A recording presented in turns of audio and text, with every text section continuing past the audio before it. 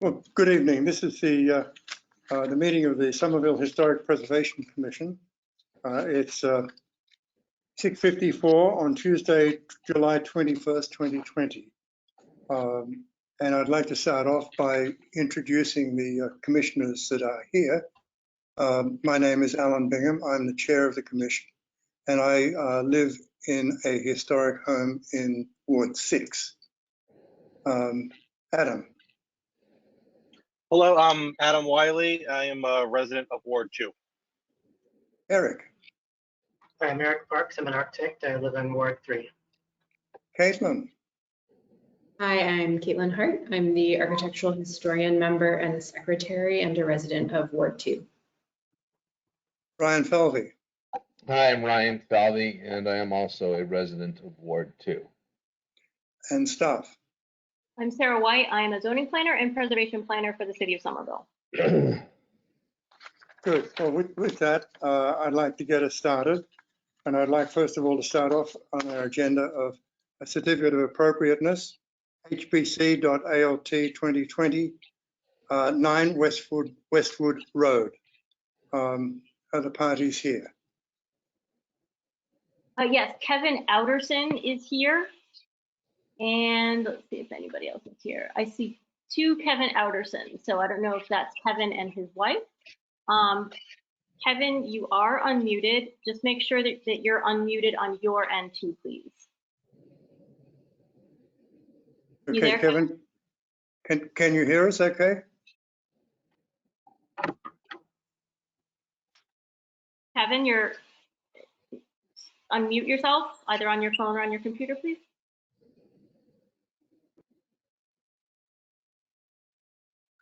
Charlotte, you want to try unmuting the other instance?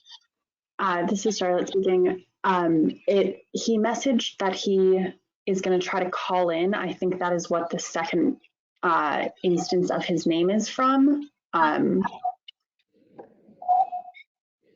I am not the best at remote tech support. The thing that I would suggest, Kevin, is maybe leaving and rejoining the meeting, or going to your audio tab and seeing if you can double checking that the phone call setting is selected rather than the computer audio, and then calling in on that number.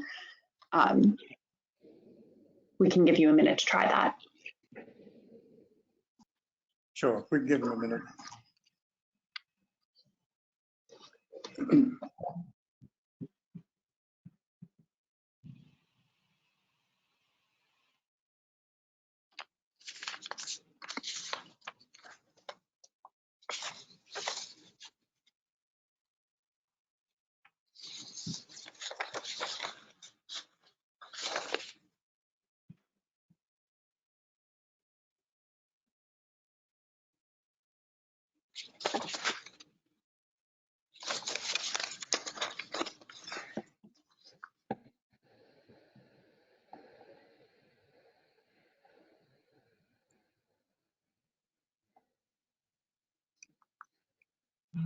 Mr. Chairman, we don't have anything incoming yet from Mr. Outerson. We still can't hear him. And hold on, Charlotte, you see that? This is Charlotte speaking. It appears that he is switching to the phone call once he enters his PIN, which he should be receiving. Okay.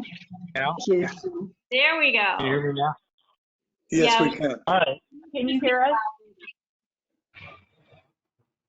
Yeah, I required a 5-digit PIN that was only on the website. And sorry about the trouble. I do a lot of video calls, but never on this particular software, I guess. Thank you. Yeah, they're all slightly different, aren't they? Well, They're- okay. Were you able to get our introductions, Mr. Outerson? And it's Maria and Kevin Outerson. We're sitting in our house, so we're glad to be here. All right. Would you like to tell us about your project? We've been here for 6 years and a bit, and early in the probably in our first year or two, Christy Chase, when we were talking about something else about the Historic Preservation Commission. She said, you ought to think one day about tearing off that ugly porch. And it took us about 5 or 6 years to get around to doing it. And that's the impetus, because it really obscures the front of the house. We'll be doing just some, repair to shingles and painting, because the painting would happen after this. But I think staff has told us that that's a different process for painting anyway. So we want to restore the front to look a lot more like it did originally, and we'd be happy to answer any questions. How much of the original front, because I'm looking at a picture right now of the original front. Next to it is a picture of what the house looks like now with the additional porch on the front. How much of the original porch is still there, if any? Oh, none. It's that was all torn off and completely removed. What's in there now is just a rectangle that's at the same level as the rest of the house. Whatever was there before is gone. Okay, and the windows that are shown in the original picture, are they still there or are they gone too? So no, those original windows are still here, and they're fine. They added a door to access this thing in what is, if you look at the old picture, you just see wall. And so we're going to take that door out and restore that to the original shingled wall. But the original windows are still there. There's a matching pair right around the corner of that same room on the front corner of the house. And they're still in good shape. Good. Okay, well, I'd like to open this up to commissioners to ask any questions about this. Commissioners? I was going to ask something, but I just looked at the picture again and realized the second floor of your house, you're recreating one of the 3 windows in the second floor in the front. The other 2 have a different kind of grid pattern, which I assume is because they were replacements. But I'm looking at the old picture on my phone and realizing that those are actually originally a different sort of mountain pattern, which surprised me. Are those original? Yeah, the left 2 windows with the rectangular, I want to say like 4 over, they're like 24 light windows. Those are original. We had them restored a little bit, but they're still up there in the original. The window on the right side was taken out and is found nowhere in the property, and they replaced it with a door so that you could walk out on the roof of the new porch, the mid-century porch. So we've already worked with Old Bostonian to do an exact replica of the other window in that room, which matches exactly the window that you see in the picture as well. So that other original was there so they could, match it, and that's what we'll put in that opening and then close up the rest of the door space and restore it to the original shape and texture. And it looks like you're replacing from the drawings the windows and the round bay in front as well. Well, we're not sure about those. There's the existing windows are there. They're 1-over-1, big wooden windows. They're not particularly, they don't have great detail on them. They have kind of a nasty, I don't know, 1970s style storms on them. We don't know exactly what we want to do with those. And then the ones that are currently inside the porch, which is, I'm turning my head, 3 of them. The windows are there, but the screens aren't, or the storms aren't. So we're gonna have to figure out, something to make all of those, that newly exposed bay, to have the same storms on them. So I thought that one possibility was to replace them with something that didn't need a storm. A wooden 1-over-1 that looked exactly the same. But we haven't, we're open to ideas on that. As a whole, it's great, and I'd love to see the porch removed. I couldn't tell from the picture. It looks like the original entry, so that the little appendage that stuck off the front actually wrapped around the side and maybe met your current entry there? Yeah, the only front entry to the house has always been on the side. There was never, according to the pictures, never a door in the front. Yeah. So I guess it was a level walk, a long walk down there, elevated 3 or 4 feet above the ground to our front door. Okay. But we don't have a picture of that side, so we don't actually know for sure what that elevation looked like. I have no complaint. I think the project, you want to add a little bit of coverage there so you don't get wet when you're at your door, and that makes sense. It's kind of a wonky location to do anything. I think you've addressed it as well on light, so I have no criticism there. Our architect for that was Amy Sims, which, she proposed something really quite minimal there, which we were excited about. So.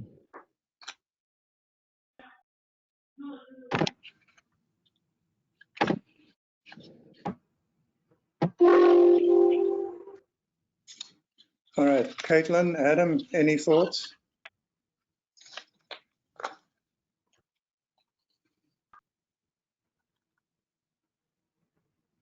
I can't hear Adam. I can't hear Adam either. You on mute, Adam? Okay, there we go. Now I'm on mute. I should drink more coffee. What I was saying is my only question is about this. I saw a note about restoring Fieldstone, and I imagine you have no idea what that might look like because it's buried by the new porch. Is that correct? I'm looking on the proposed front elevation. I guess from the go. From the basement, it appears that there's Fieldstone, from the basement location. But you're right, we don't know what it looks like on the outside and how much work that would require. Can you see Fieldstone on the existing kind of bay window area? Is there Fieldstone there? I think I saw some. Yeah. Oh, yeah. Okay. It's very prominent. Yeah. Okay. So I assume the intent would be that if what was hidden by the porch needs to be restored, that it would match the existing as closely as possible. Yeah, our intent is that if it's Fieldstone, to make it look exactly like the Fieldstone under the bay. If somehow it's, brick or something horrible, then we'll have to shingle it, I guess. I don't know. Okay. All right, that was it for me. Caitlin? I don't think I have anything more to add. I'm in support of the changes, and I just want us to acknowledge that part of this conversation is also the removal of the concrete path, which I don't want to put words in anyone's mouth, but I don't have any objections to that portion of it either. Ryan? I don't really have any. I mean, the one question I did have was just a little bit more about that Fieldstone's really great. It's nice that that's going to be exposed. I see that it wraps around over under the chimney. I can't tell how far that goes. Like, is that in the Fieldstone part of the turret too, or is it just in that like bay window in the chimney? And will that the original or the Fieldstone be exposed as it was in the original picture we're looking at? Yeah, so it varies around the house. The turret, as far as the picture goes, it was always shingled all the way to the ground. Oh, okay. Even though the Fieldstone of the foundation, then the Fieldstone is visible, at least 4 or 5 feet of it, in the whole backyard, all the way around the house, and then all the way back to the side front door, and then under the bay. So, I don't think it was ever in the turret at all. Yeah. You can see that on that the oldest picture that has a profile from that direction. Is that detail on the turret currently, that's in the original picture with that winding upward stripe there? It was hard to see in the. Yeah, shockingly, it's all still there, and wow, that's great. it needs a lot of work. There'll be repair and replace sort of carpentry there to get that up to speed, but. It's exactly the way it is in that picture. Christie was right when suggesting take the porch down. I think it'll be beautiful when you're able to do that. The gorgeous house. She just planted the seed, and it took us 5 years to kind of come around to it. Yeah. That'll be great. Beautiful place. All right. So this is a public hearing on this, and I'd like to ask if there are any members of the public present who would like to comment on this. Charlotte, is there anybody holding up their hand? This is Charlotte speaking. I see one person, Sandy Alstrom, who is raising their hand. I'm going to unmute them. Okay. Sandy, you are unmuted. Hi, Sandy. Do you have something you'd like to add into this public hearing on 9 Westwood Road? I'm sorry, we raised our hand by mistake. Oh, okay. No problem. And in that case, what I'm going to do is we don't see anybody else according to Charlotte, so I'll close that section of the public hearing. So we're done with the public side of it. And so now I'm going to ask commissioners if we can put this to a vote. And we're voting here on a certificate of appropriateness to remove the mid-century porch and restore the property to its original front facade. All those in favor? Aye, and then we'll do an individual count. Aye. Aye. All right. Adam? Brian? Yes. Yes. Caitlin? Yes. Eric? Yes. And me too. So, okay, that's 5-0. Now, in doing this, there is a recommendation. If we decide to issue this, it comes from staff. And the recommendation is that you will need to get all relevant building permits prior to the start of any work. And that the new entry porch shall be sheathed in wood shingles to match those in the main body of the house. And that you'll be restoring the original window that was removed above the original front porch area and executed with one that shall be in wood. And as you said, with true divided light constructed the same scale, design and dimensions as the remaining historic window openings on the other side, on the left side. And the protruding facade around the original windows shall also be restored, matching size, scale, profile, and materials. And any changes to the proposal are subject to review and approval of the HPC upon execution, and that includes windows as well. The applicant shall contact Somerville Historic Preservation Planning a minimum 15 days prior to the final ISD inspection so that they or their designee can confirm that the project was completed according to those standards. Do you understand that, Mr. Ossoff? Yes, I do. Can Good. I ask, is it intended just that the HPC inspector or the staff inspection is just going to confirm those issues, or are they also going to perform a full building inspection? They don't do a full building inspection, that's ISD. And what we do is we look at what is actually decreed to be changed and in the certificate of appropriateness. All right, I understand it. Thank you. And Mr. Chairman, if I can step in, it will be either me or another designee that would go out and just check that off. Good. Is that helpful for you? Much. Thank you. Okay. Good luck with your project. We're looking forward to seeing the final product. Thank you so much for your help and all your work, Sarah. Thank you. Bye-bye. It's a pleasure. If you have any questions, remember we are a consultative body and you can always consult back with planning staff at the city for any questions. Okay. Thank you. Thank you so much. We appreciate. Okay. So moving right along, we're going next to the next item on the agenda, which is a determination of significance. And this is a has no public input into it. This is looking at whether a building or a structure is significant historically. And the first one we're going to look at is 217-21223 Holland Street, which is HBC DMO 2020.13. Are the parties here?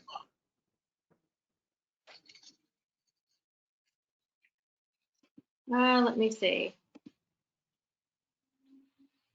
That's which one? Oh, 217-223 Somerville Ave?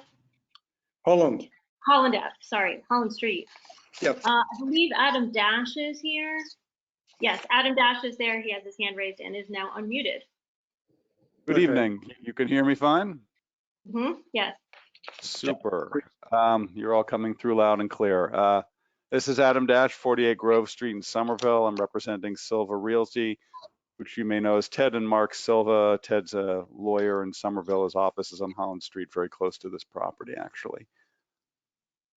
This is 3 buildings. It's one property. It's a very odd layout that it's 3 buildings on one property, but it's on one deed. It's 2 3-families and 1 2-family. 2 what we feel fairly generic looking triple deckers and a 2-family in the back, which looks kind of like a triple decker that's missing the 3rd floor. And we believe there's nothing significant about the architecture or any people or events associated with the property. It's across the street from a commercial building, which used to house the Sabor restaurant on the 1st floor and has offices on the 2nd floor. That brick building there. The idea would be to demolish the structures and start over with a combined lot and make more of a coherent development that's compliant with the zoning ordinance rather than this sort of sea of pavement and scattered buildings that you see today. That's pretty much it. Thank you, Councillor. So now I'm going to ask if the commissioners would like to discuss this. I don't know if everybody's had a chance to either view the property or read the report on it. I've had the opportunity to go up and have a look at it myself, and it basically is as Adam Dash has expressed. It's interesting that it is right on the right-hand side of Holland Street, just before you get to Teal Square. So it's in the catchment area for an industrial or commercial area. The 3 buildings all have, interestingly, shakes on the front, unfinished shakes in a raw wood state, but they have vinyl siding on the sides and the back. And all the details, any have been sort of taken off. So you have a very standardized sort of building that's been standardized probably sometime back in the 60s or so with vinyl siding, where they've basically tried to make it as amorphous as possible. I did find it interesting in that it was a cluster of 3, which I think is unusual, and they share a common driveway going in the middle, going towards the 2-story one at the back, which is, Mr. Dash points out, this looks like a triple decker, but without the top deck. So it's an interesting looking piece of real estate, but it doesn't seem to have a lot of, and it seems to be structurally sound, but it doesn't seem to have a lot of appeal in the elements that are left remaining on it. That's just my take on it. I don't know, anybody else like to buy in on this? Eric, you look like you want to say something. Didn't want to interrupt somebody else. I kind of agree with you. I was surprised. I went out there expecting to think it a bigger deal than I saw, but if you look at the streetscape along that stretch of road, as was mentioned, the opposite side of the street is largely new commercial buildings that don't exactly contribute much to the streetscape. And the abutting buildings on either side of this are no other triple deckers that I remember seeing. They're all 2.5 stories, slightly more ornate, different style. These little triple deckers that have been plunked down are kind of outliers, and they're not really great examples of that style. in their own right. So, you know, I was sort of like on the fence about that, about the true significance of these buildings. And I agree, they've been, all the siding, the windows, everything's new about them. If they ever had brackets, those are gone. So, Yeah, the windows are gone too. They're all cheap replacement windows. yeah, so, and if it were a setting where there were a whole row of triple deckers where they were contributing to a sequence within the streetscape, Yeah. or speaking to something else about the neighborhood, I'd have more interest in them.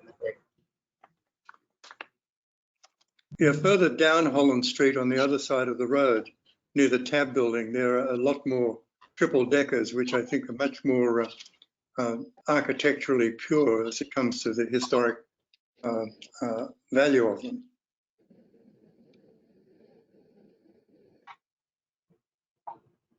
Caitlin, have you had a chance to look at these? I didn't get to go in person because I was out of town this weekend, but I did read the report and I largely agree with what you're saying. I'm a little bit torn because triple deckers are so important to our city, but as both you, Alan and Eric, have pointed out, there are much better examples, and they're not an endangered form of workers' housing at this point. So based on reading the report and reviewing the photos and maps in there, I would lean toward not significant. And the only other thing I would add that is kind of interesting in the report, but would speak more to, I think, a lot than the structures on it is the ownership of Mr. Holland and kind of the development from around the time of his ownership. But again, that's before the point of significance for these structures. So I don't think that should really factor into this discussion. Adam or Ryan? Yeah, I drove by today and I agree with everything that was said. I couldn't find any real architectural detail remaining on them, and I agree with the comments that were made about the rest of the streetscape. So I'm in agreement. Ryan? I don't have anything to add of substance, Alan. All right. So then let's put this one to the vote. We're going to vote on the significance of 217, 219, and 223 Holland Street, and whether they're significant or not. This is HPC DMO 2020.13.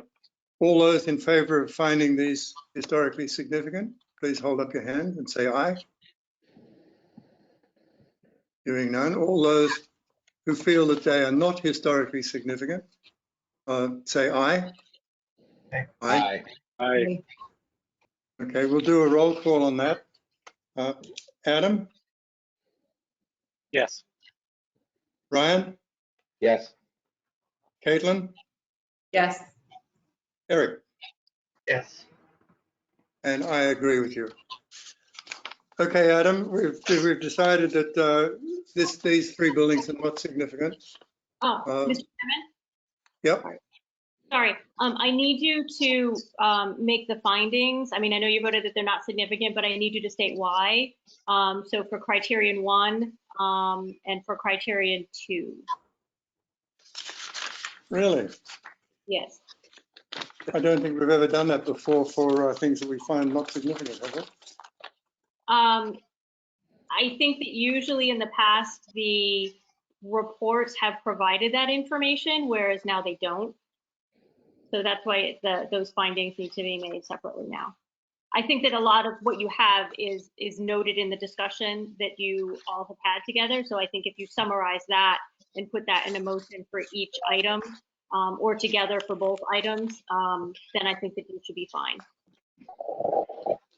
Okay, well, the reasons, firstly, that I believe we've found them to be not significant was that they are devoid of the architectural detail that was within them originally, and the alterations to them have been such that trying to restore them would be too difficult. And also that while we find that on the other hand that they were part of a construction linked to Mr. Holland originally, basically all the buildings in Holland Street are linked to him of that era, or the large proportion of them are, which is why his name is on, especially up near Teal Square.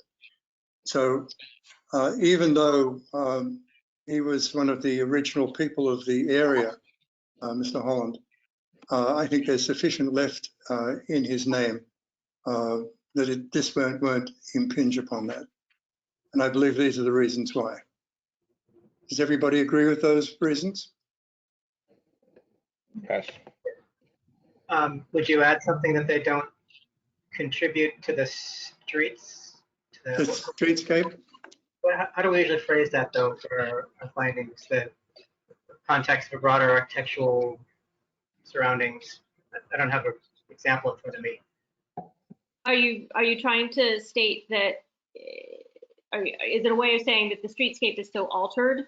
The streetscape around it is so altered that these three buildings don't really have any, orientation or relationship with those buildings anymore. Yeah, they don't contribute to similarly built buildings. So yeah, how do we want to summarize that in a quick sentence or two for the findings? Yeah, it would seem to me that Teal Square started off as really just an intersection, which was residential, and it's grown into a small commercial centre, and it's sort of oozed down towards these three structures, and you can see that happening. And I think it has changed over time. I think the further down past near the Tab building towards Davis Square is much more historically significant, coherent as a streetscape. But as you go further north, you start to lose it because of the influx of more modern buildings of different nature. I think that context matters just because the interest of consistency. If those three buildings were on a street in a row of 14 triple deckers that were the same style, I'd have more interest in keeping them. Yes. That's kind of what I was getting at. Yeah, and the one that's next to it is a two-story. So it's a double-story one. It's not a triple. So, and then on the other side you've got a double, and then next to that you've got Berkshire Hathaway. So they're sort of inconsistent with the rest of the streetscape. You got that, Caitlin? Good. Are we all in agreement with all those findings then? Yes. Okay. Let me just go through once again. Adam? Yes? Yes.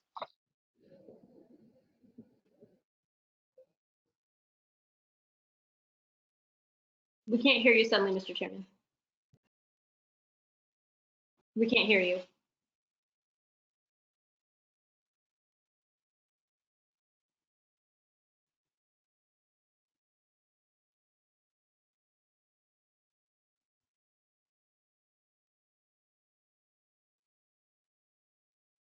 Charlotte, do you happen to have any ideas? I'm back on. Oh, good. There you go. Thanks. Ryan, you agree with the findings? Yes. Caitlin? Yes. Eric? Yes. And I do too. Okay, so we all agree with the findings. Okay. So Adam, you know where we go from here, I take it? Yes. And thank you, Mr. Chair, members of the commission, and I will be back when you get to 7172 Union Square, I guess. Ah, okay. Thank you. Okay, let's move on to the next one, which is 379 Somerville Avenue, which is HPC.DMO 2020.14. Elan Sassoon, or nominee, Somerville Avenue, 1379 LLC. Are the parties here? Yes, Mr. Chairman, we have Elon Sassoon, and let's see, we have John Tapalis, and we have Richard DiGirolamo. Okay. So, Councilor Good evening, Girolamo. Mr. Chairman. I don't know if you can hear me. This is Rich DiGirolamo. Yep, we can hear you. Okay, thank you, Mr. Chairman, members of the commission. Rich DiGirolamo, 424 Broadway, Somerville, on behalf of the applicant. So we have before your commission this evening we are seeking a determination on significance in connection with demolition application at 379 Somerville Ave. This is a one-story building that is located in an MR5 zoning district. Most recently housed the Thunder Road Music Lounge. The demolition is proposed to make way for a mixed-use development consisting of a 5-story building. Consistent with the zoning of the MR5 zoning district, it would consist of ground floor commercial with an entryway into the residential building, along with 4 stories of residential above, for a total of 12 units of residential. I think that your board, in looking at this application, would determine that this building, which was, it appears, was a wood frame originally, probably became masonry at some point after 1900, but certainly not of any architectural significance. Historically, I'm not aware of any aspects of this property that are historically significant. And I think that the proposal to put a mixed-use building here consisting primarily of residential is certainly more in line with what the current zoning intends. So I'd ask that your board find that this building is not determined to be significant. Thank you. Thank you, Mr. DiGirolamo. Mr. Chairman, I'm sorry, could I just jump in really quickly? Just to let you know, Elon, we had to mute you on our end. We could hear a lot of wind coming in your phone. So when you do want to say something, just raise your hand, or I will unmute you now rather. And if you could just put yourself on mute, then we won't get that background noise. Thank you. Sorry, Mr. Chairman. Thank you, Sarah. No problem. Sorry about that. Okay, I'm going to open this up to commissioners for discussion. Has everybody had a chance to review this?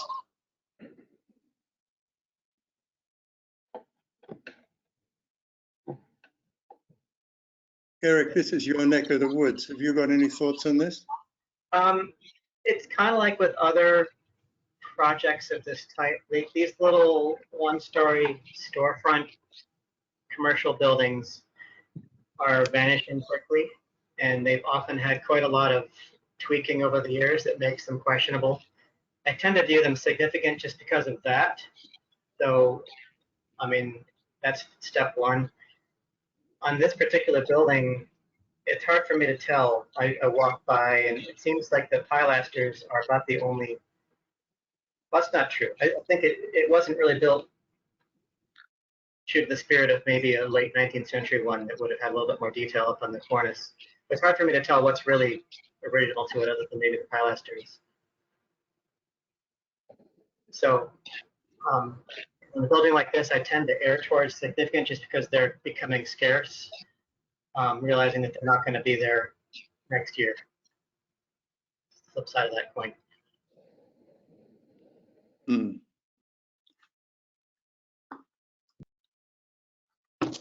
Adam, you look like you're thinking about this carefully. Yeah, I'm a little torn on it for the same reasons that Eric explained. It's a tough one to figure out what's old on it and what's not, and I'm leaning towards pilasters. The masonry doesn't look like it's from the first quarter of the 20th century. It's probably newer. And I think the woodwork was probably added recently, and the windows are obviously modern. So it's a tough one. I would agree with what Eric said about kind of the one-story storefront being disappearing, and that's about the only thing I can think of. But it's I think it's a tough one. Caitlin? Yeah, I don't want to be redundant. I am equally torn. I think like the building reads as an early commercial one-story building, and there's something to that around Union Square. But is there enough integrity or original stuff there? Leaning towards significant, but on the fence. Ryan, this is your neck of the woods, isn't it? It is, right around the corner. Yeah, I don't, I'd lean against calling this significant. I just don't, I can't see any original work with that or the integrity of that remaining. And so for those reasons, and no other sort of ownership issues or cultural implications, in my opinion, that would make it significant. So I would vote, probably leaning to vote against significance.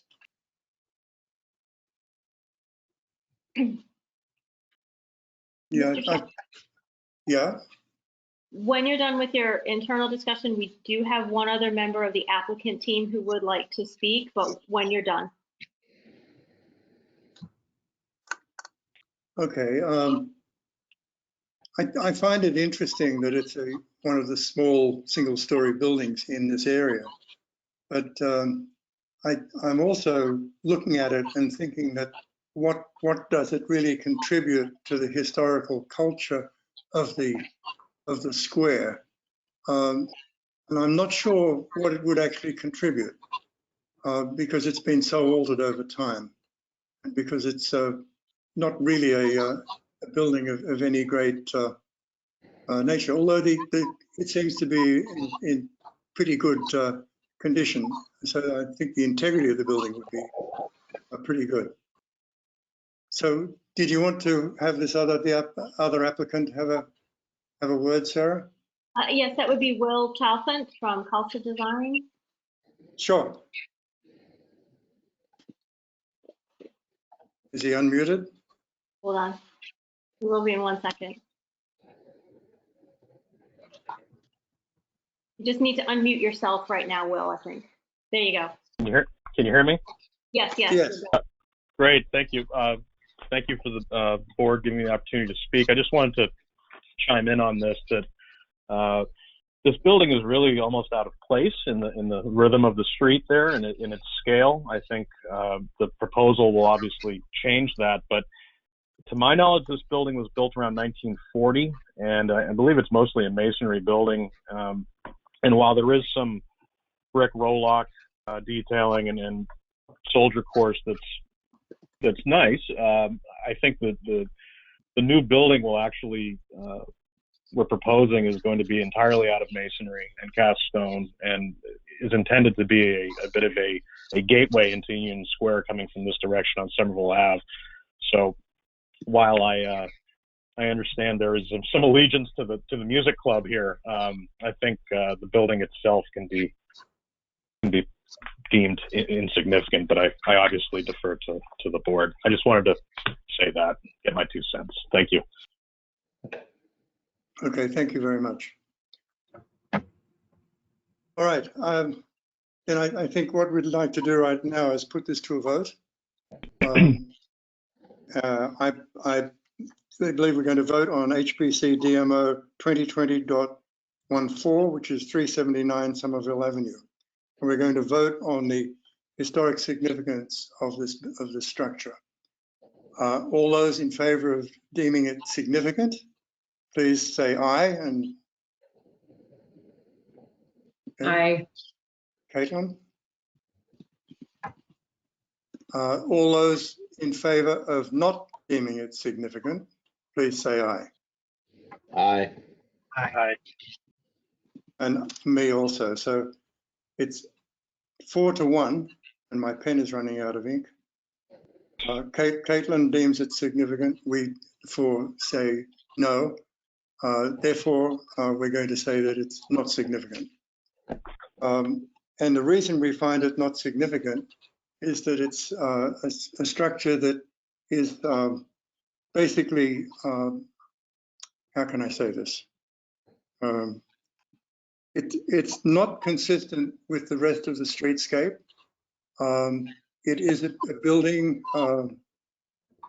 that has, how can I say this, Eric?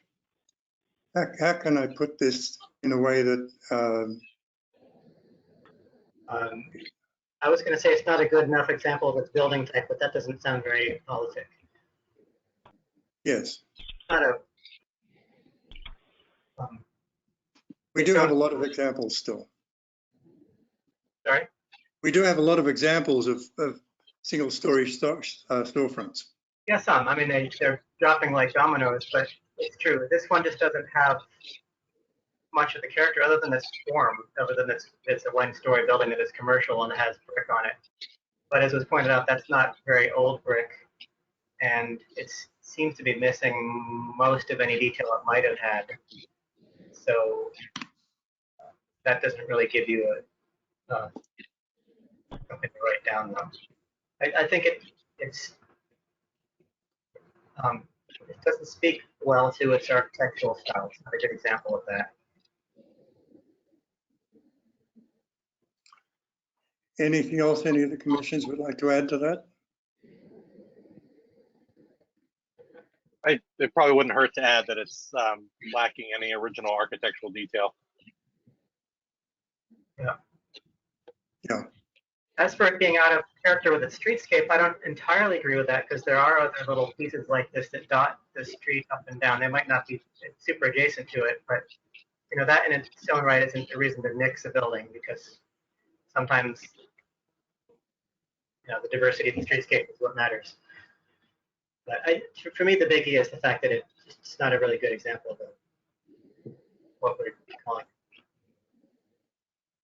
Yeah, it is also going to get overshadowed somewhat because we've got that what was, I think, the gas station that was right on the corner there. Yeah. Which is going to be changing. And I think that's going to overshadow it, that and buildings around it as well. So I think that whole little block is going to be changing significantly. And frankly, I'd hate to see the future of that block determined by one small little building in the middle of it. Right. Good point. If it's the one building that remained, like that famous little building down in Government Center there, you want it to be a good example of that kind of architecture. And there's very little in this building that you would want people to pick up on for what replaces it either. I mean, I think this is a little tangent, but generally what's getting in our urban areas tends to ignore the experience that the pedestrian has when that person walks by it. So a lot of aluminum storefront and metal panels look great in elevation. You have to think about what's it feel like to be in front of that building. So that's one little plus that older historic buildings is by default. They kind of have more human interest because they're modular and smaller scale components. But that's a total digression there. Yeah. Okay. Got that, Caitlin? Good. Okay, Adam. Sorry, Richie. Girolamo, you're right to go. Do we need to vote on these conditions then? Yes, you need to vote on that. Okay. And let's move on to the next item on the agenda, which is HPC DMO 2020.15, 205 Beacon Street. Are the Alan? parties here? Do we need to vote on the conditions for the previous case first? If you're stating that it's not historically significant, you don't need to vote on the conditions. Conditions were just there as a suggestion. If you did, well, actually, no, I didn't put any conditions on it. What am I talking about? You need to vote. See, I'm listening to your nomenclature, sir. You do need to vote on the findings for why you do or don't find it significant. Yep. All right. Thank you, Eric. Well, I think everybody understood the findings that we had, unless we want to get Caitlin to read them back. So basically, I'll just read the roll. We're voting on accepting the findings as we discussed. And I'll just read the roll. Ryan? Yes. Adam? Yes. Caitlin? Yes. I say yes. Eric? Yes. Okay. Now we can move on. I'm sorry, I'm not used to voting on things that we don't have, when we don't have it significant. That's all right. We're moving on to 205 Beacon Street, which is HBC DMO 2020-15.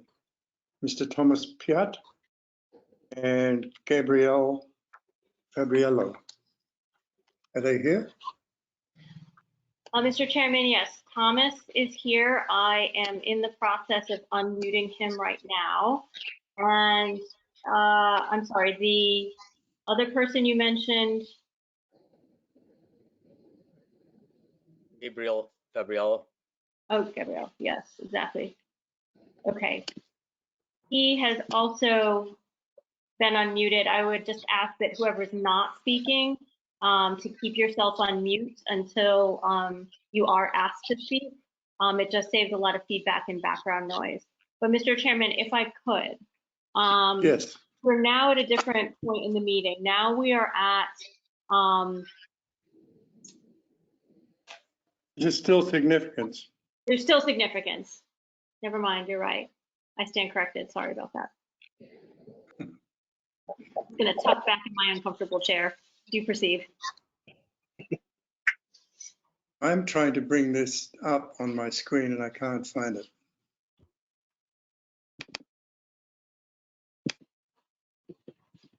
There might be something about this PDF that it took a long time to load, Alan, so maybe give it a minute. The PDF might be larger than usual. It's very big. Yeah, mine just took a while.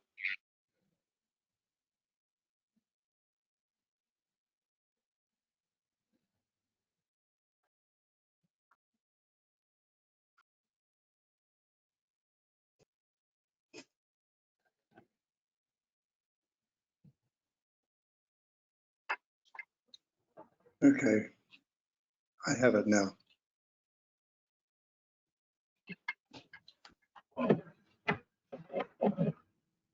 Yes, there's a lot gone into this. Good job, Sarah. Thanks, I compressed it as much as I could too. It was a doozy. Okay, are the parties here that are ready to tell us about this? Yes, Tom is here. I think Tom will probably proceed first since he's the applicant. Yeah, my name is Tom Pyatt. I'm an architect, and in this case, I am the applicant, and I'm planning to develop. My plan is to demolish the building and build a new 4-story apartment building along Beacon Street. I guess this hearing is a determination of historical significance.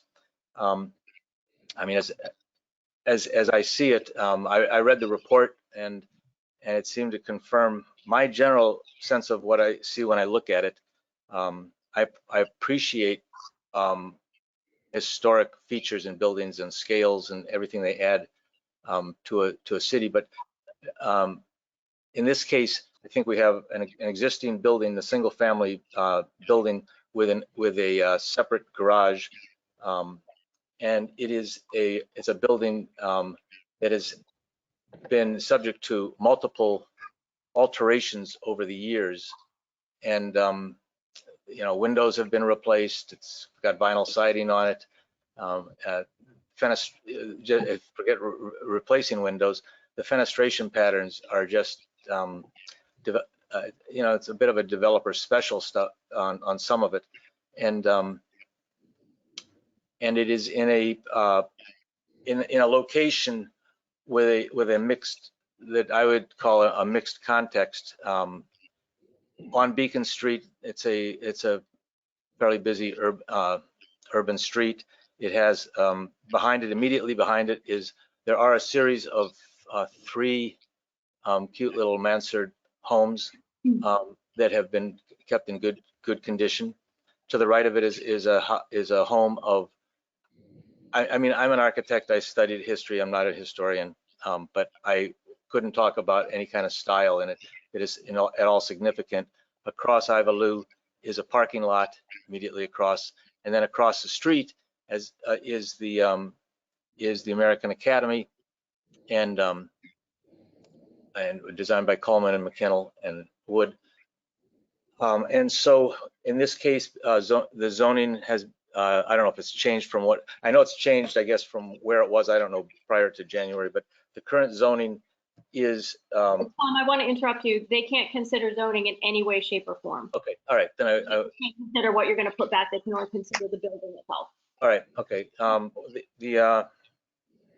guess those are, in terms of the building, I don't think it has the features that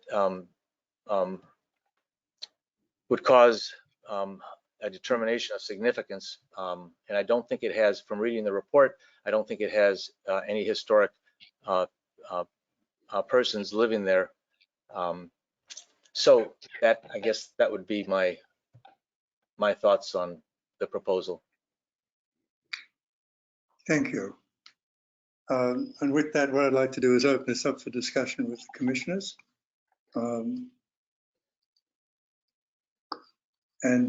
get their take on it.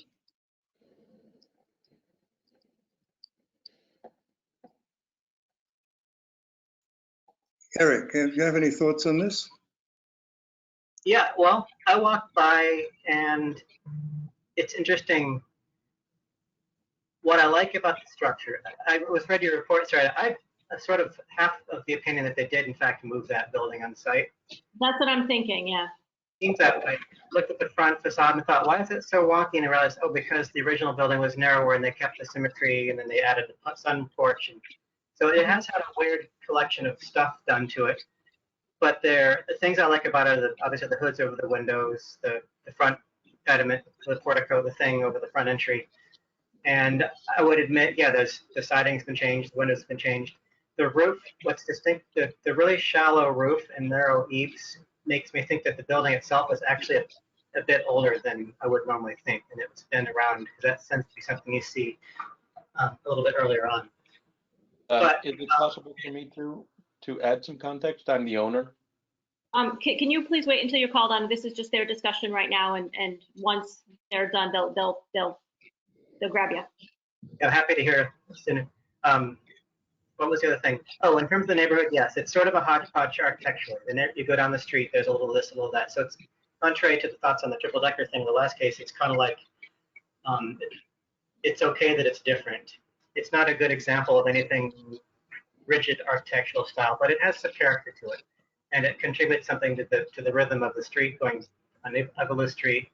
It's sort of a bookend for as that street transitions to the main drag there. So those are the benefits to it. The detractions would be that it has been modified a lot. It's missing a lot of its exterior cladding, and that's it.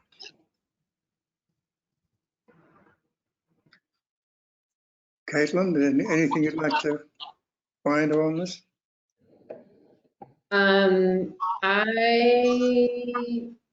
am having trouble finding it significant just because it's kind of a wonky structure and hard to, and maybe it's reductive to think about like needing to look at a building and have it tell you a story. I guess it is pretty interesting to see it illustrated, but I would I have trouble attaching it to a style. It's difficult to read. That's all I've got. And Adam, Yeah, I mean, I think especially the kind of the view from the west is where it's really been chopped up and added to. And when I first drove by it, I was thinking it had been modified, but then when you view it from the other side, you can see a little bit more of the original structure. So, and there are some, the hoods over the windows, and I don't know whether or not the brackets on the porch are original, but I think there's enough that you can kind of see what it was at one point. And I agree with what Eric says. Although there is kind of a hodgepodge, it does. It's a single family residence like some others around it. So I think I'm leaning towards significance, but it's another tough one. and Ryan, your thoughts on this? Yeah, I'm having a really hard time kind of justifying the significance. I'd lean against significance. It doesn't work. It's not doing it for me.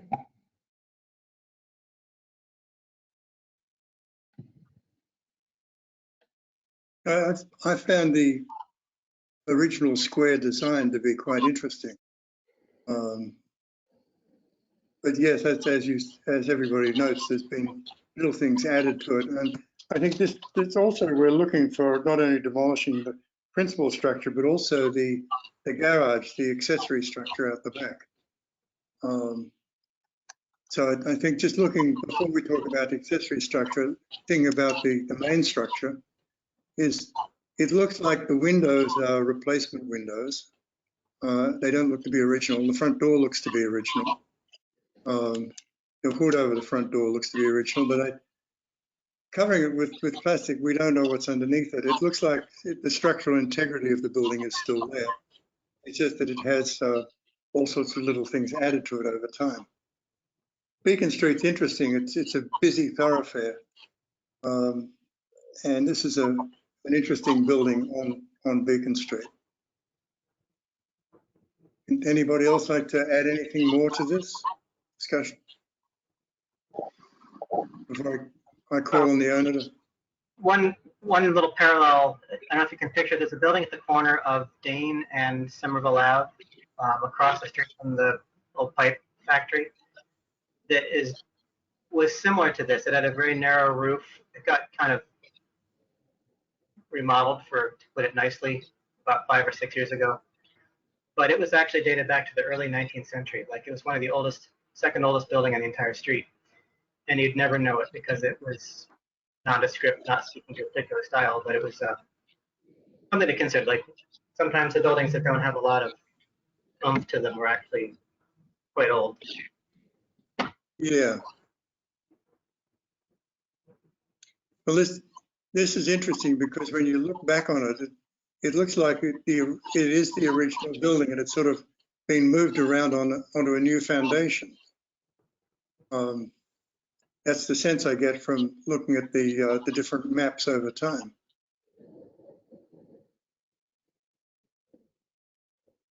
And we know that back a century ago, they were pretty good at moving buildings around, more so than they do today. Today, we tend to knock them down and rebuild. In those days, they tended to move them. Sorry, you were going to say something, Eric? Ancestor here in Somerville who was a building mover, actually. So who knows? Maybe he did it. This is back in the 1860s or 70s, somewhere in there. Completely useless piece of information. Yeah.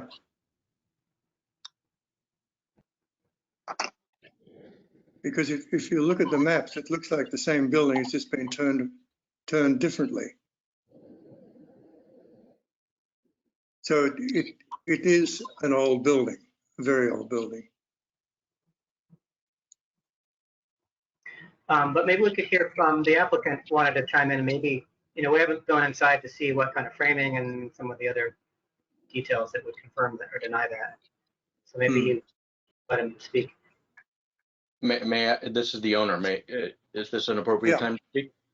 Yes. So Could the you reason talk I now? wanted to chime in was because I actually did a complete gut remodel of this house, and Frank Underwood, the prior owner to myself, had had this family and his family since 1952, and I got extensive information. We also have some of the historic documents. What I can tell you is the original building was a mansard.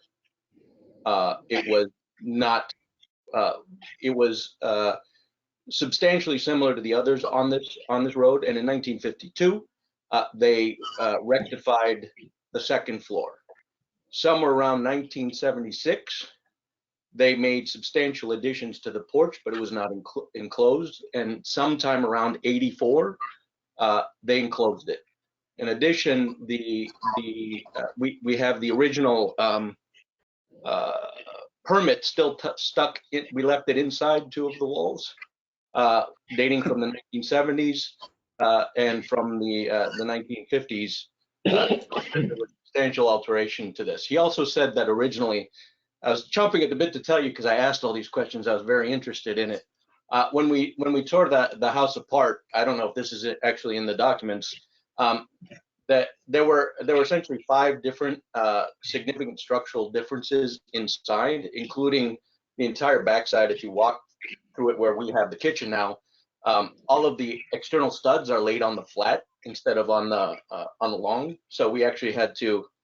I like to say that we paid very little for it, and it was way too much because we had to do so much structural engineering to shore it up.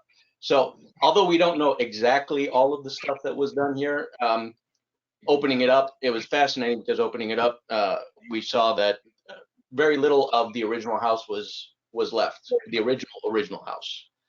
But in 2 places, they still had the angle brackets, the angle wood from the original mansard. So Frank Underwood, his mother owned it, but he was a remodeler builder who also owned 44 Ivalou Street and 42 Ivalou Street, I think. But he didn't do modifications to anything other than his house, his mother's house. So he did not mention that it was turned, but I certainly asked for all the details to this. And it was an original small mansard, which did not include the entire side house, where you see the fenestration being different. And it did not include anything beyond, so approximately 1/3, a little less than 1/2 the length along Ivalou Street was the original house. And could you give your name and address for the record, please? Gabriel Fariello, and I am sitting inside 205 Beacon Street. Oh, there you go. Thank you for that information. That's very interesting. I think to the commission that goes towards supporting my supposition in the staff report that the roof is not clearly original, because the tie-in, 1, it's so shallow, and 2, the tie-in with that with those probably what were porches on the right elevation in the front. That's what gives you that boxy look in the front. Abe, if you could, that information that you did find, you said like one of the original building permits, one from the 50s and one, did you say from the 1870s? Oh, no. The house was not that old. It's one is 1952, and I think the other one is 1978. I see. Okay, I heard 70 something. If you do have any photos of that, if you could email those to me, that would be really helpful. I think I took extensive pictures. I can also provide the evidence of the original mansard that was left. A lot of it was no longer there, but they have a few of the trusses there. That would be. I could tell you the structural engineer was puzzled. One last story. When we took the lath and plaster off, the house listed 15 degrees, so we had to actually have the structural engineer pull it back together. So it was literally, I mentioned the things on the flat, but it was basically built piecemeal by Frank Underwood for his mother from 1950 to about the late 1980s. Yeah, so that would be great if you could email me whatever you have. We're just not physically in the office now. But knowing that it was a mansard, that is certainly in keeping with what you see on the rest of Ivaloo Street, which are essentially very small 2-story mansards. There are many of them there, so that is definitely in keeping with what had been there. And I say had been because obviously there's no evidence really to that from a control standpoint on the exterior. Thank you for that information. You're welcome. All right. Thank you very much. Commissioners, Eric, you want to add something? No, it's just really, so basically they buried what was left of the man and brought it up the full second story. I mean, given that, it makes it less compelling to call it significant if that's actually the case there. To me. I would agree. No. All right, then I think we're ready to put this one to a vote. We're going to vote on the significance of 205 Beacon Street, which is HPC.DMO 2020.15. All those in favor of being deemed significant, please say aye and raise your hand. Okay. All those changing the around, all those in favor of deeming it not significant, please say aye and raise your hand. Aye. Aye. Okay, I'll just call a roll on that one. Adam? Yes. Brian? Yes. I say yes. Caitlin? Yes. Eric? Yes. Okay. And the reasons why we find that it's not significant would be that the amount of changes made to this structure over time have changed the historic integrity of the structure to such that it's no longer deemed to be a representation of a good historic example. Eric, Yeah. anything you want to add to that? That's it. It doesn't reflect its original, nothing of its original massing remains. What we're seeing is pretty much mid 20th century modifications, like, which while it is over 50 years old, I just don't think that's significant to the character of the neighborhood. All right. Caitlin, Adam, Brian, anything to add to those? I have nothing to add. Okay. So let's vote on the findings. All those in agreement on the findings as articulated, please say aye. Aye. Once again, we'll do a roll call for the record. Adam? Yes. Brian? Yes. I say yes. Caitlin? Yes. Eric? Yes. Okay. Good. Okay. Tom and Gabriel, we've recognized that the structure is not significant. And so you'll be able to go ahead with ISD after planning issue a statement to ISD to release the building to you. Okay? Thank you very much. And Sarah, thank you for all your help during this COVID period. So you've been. You're very welcome. You've been very patient too. It's been crazy, I know. Yeah, I know, it's nuts. Anyway, thank you very much. Bye. Good luck. All right. And I likewise would like to thank you, and my apologies for jumping in. I did not know which protocol to use. It's okay, you're fine. That's right. If you don't know what the protocol is, Sarah will tell you. Yes. Thank you. Have a great day. Take care. Stay well. Okay, now moving on to the next agenda item, which is determinations of preferably preserved. This is the second step in the demolition review process, and this will be a public hearing. And the first one we're looking at is 55 Heath Street, which is HPC.DMO 2020.11. The applicant is Lynn Thompson. Is the applicant here? Yes, the attorney for the applicant is here.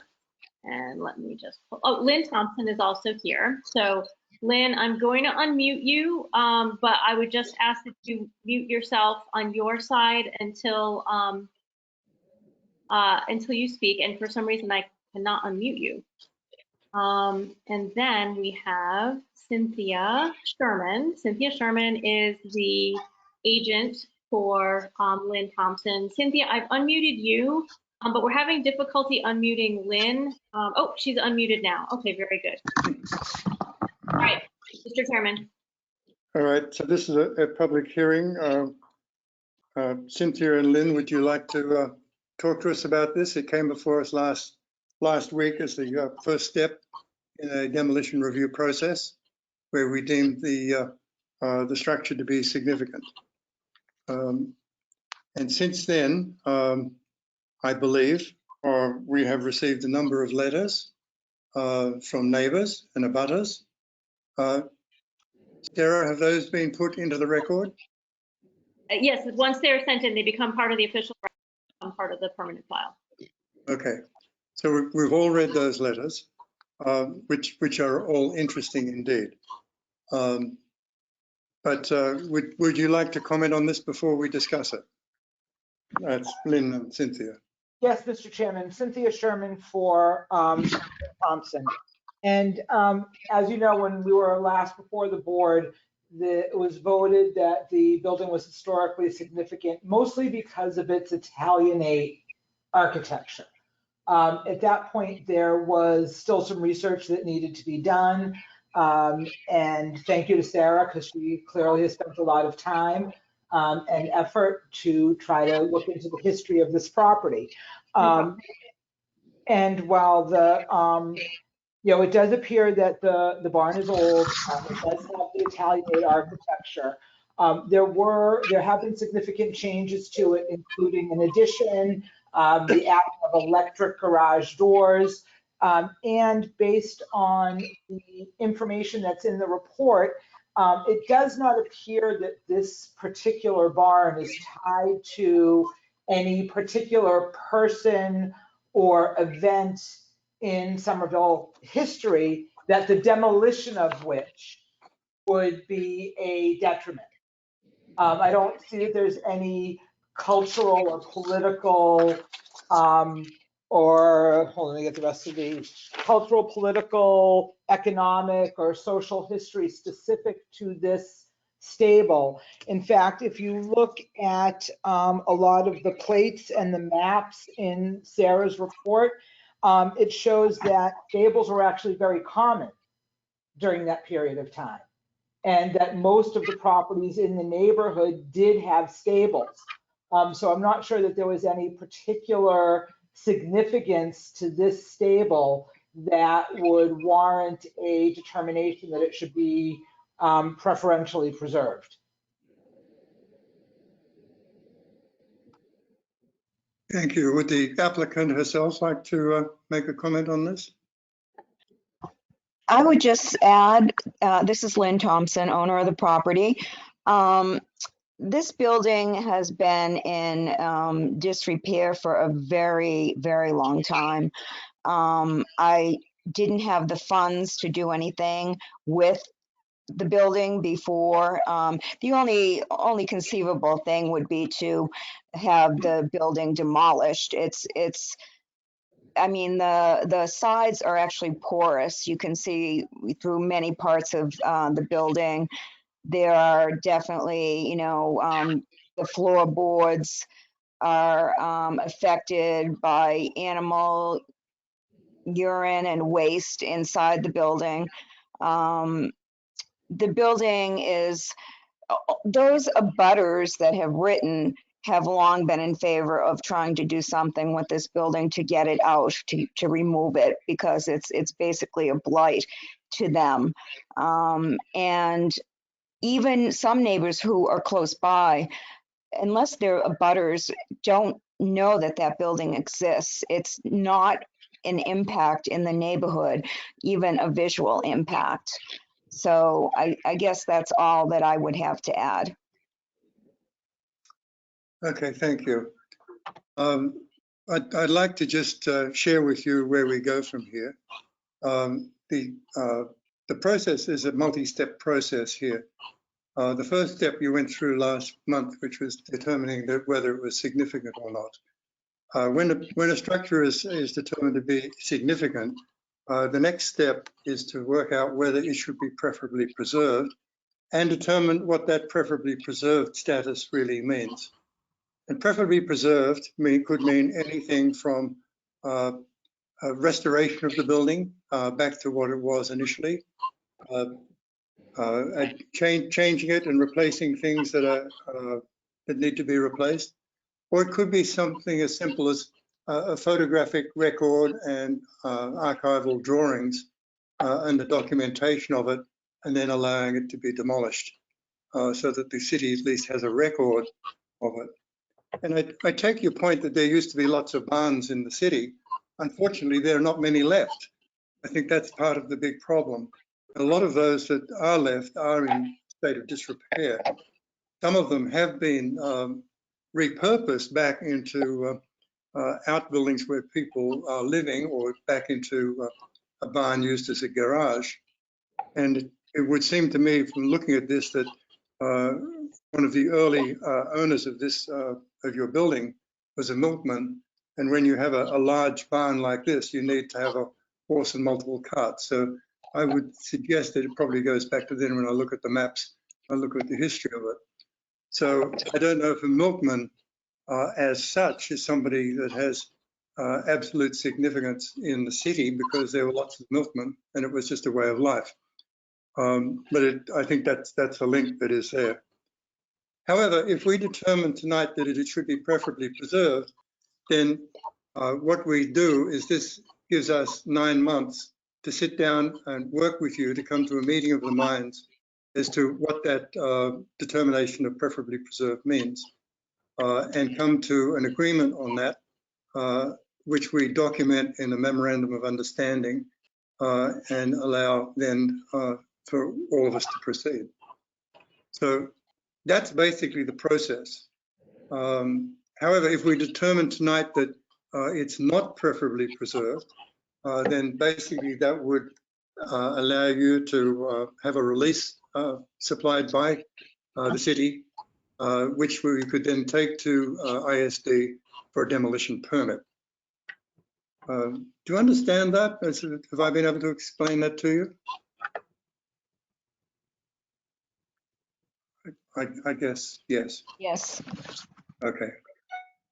So with that said, what I'd like to do is I'd like to open this up to commissioners for discussion on this.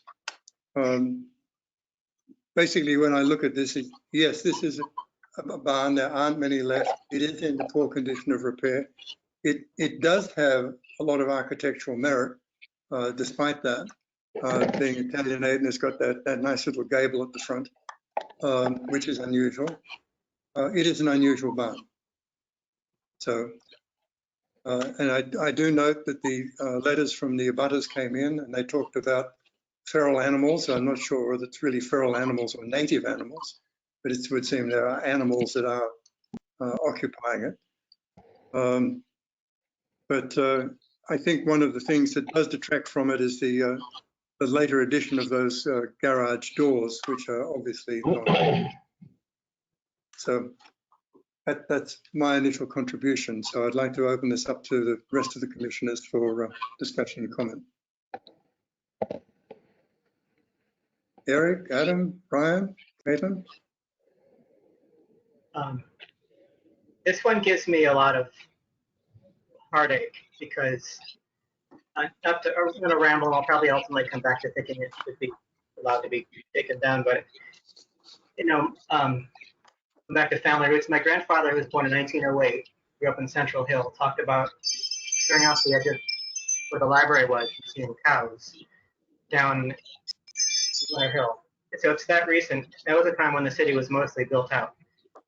So the reason that this barn is interesting to me is it's actually very intact, and it's a reflection of that time when Somerville was kind of on the edge of agricultural and urban, and people actually had animals or industries like that.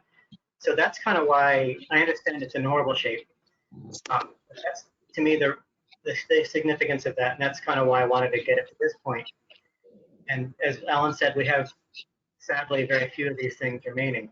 And the condition of it is yes, it's been allowed to deteriorate for decades. It needed paint probably 30 years ago.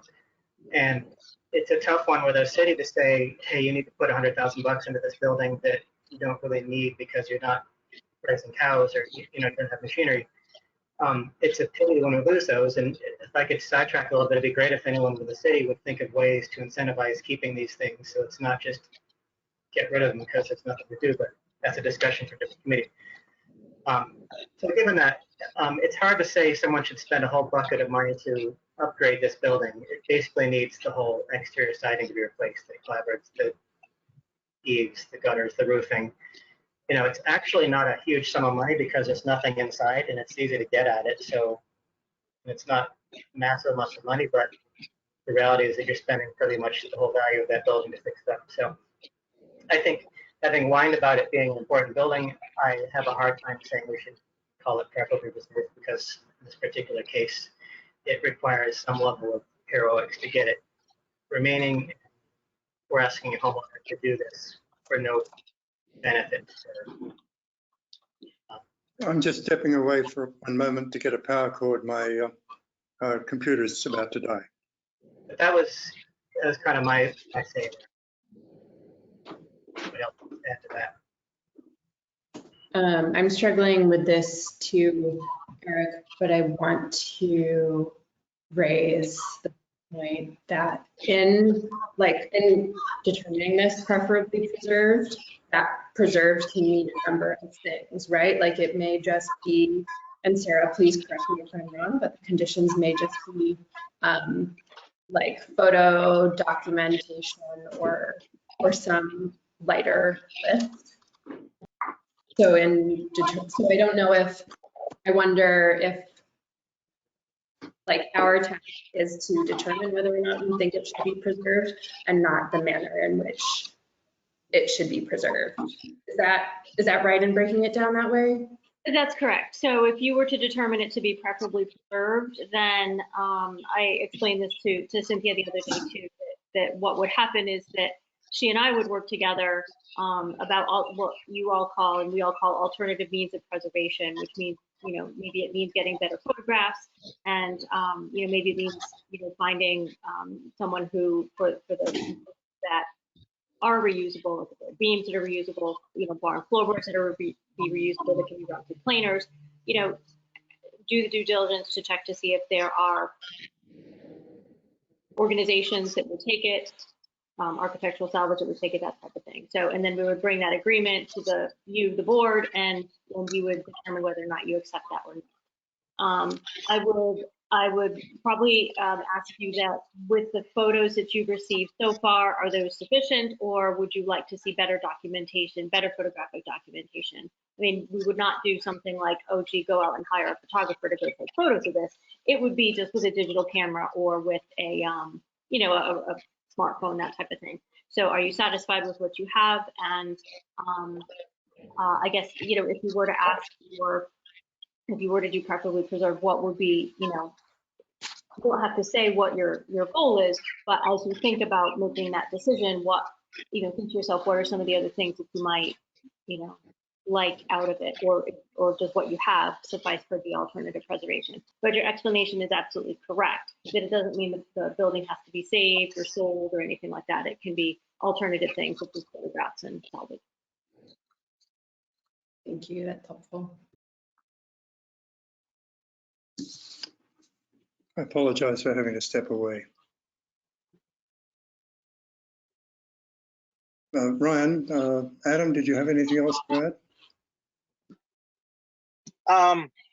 Yeah, I guess, well, regarding what we just talked about, I guess my opinion would be, I think the merit of this being properly preserved is the fact that there are so few barns left. So I almost feel that photographing it or documenting it doesn't really serve much of a purpose, only because it is in bad shape. And I guess my opinion would be there's so few barns that keeping the actual structure would be the preferred thing to do, in my opinion.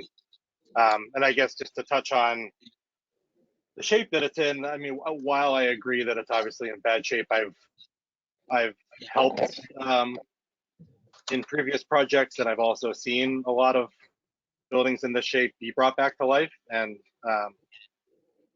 I guess that's kind of my stance, is that I feel there's a responsibility, because there's so few barns, to bring the structure back to life. I think on top of that, there are some details and interest level in the form that would make it worthy of doing so. So, you know, my opinion is it's the structure itself that's important, and there's so few of them, and everything should be done to keep them. And while I admit that it's a lot of work, you know, to Eric's point, there's nothing on the inside. And, you know, I've seen many of these be brought back to life with starting with the envelope and then working on the structure from within. And then before you know it, it's, you know, it's built to last again. So my opinion is that it should be perfect.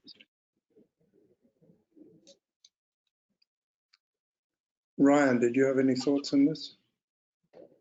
Yeah, I probably lean more towards agreeing with Adam's observations. I mean, it's good, you know, and seeing how few barns there are left in the area, I think it would be a shame to lose this. I also am fully appreciative of the cost that I would imagine that would be required to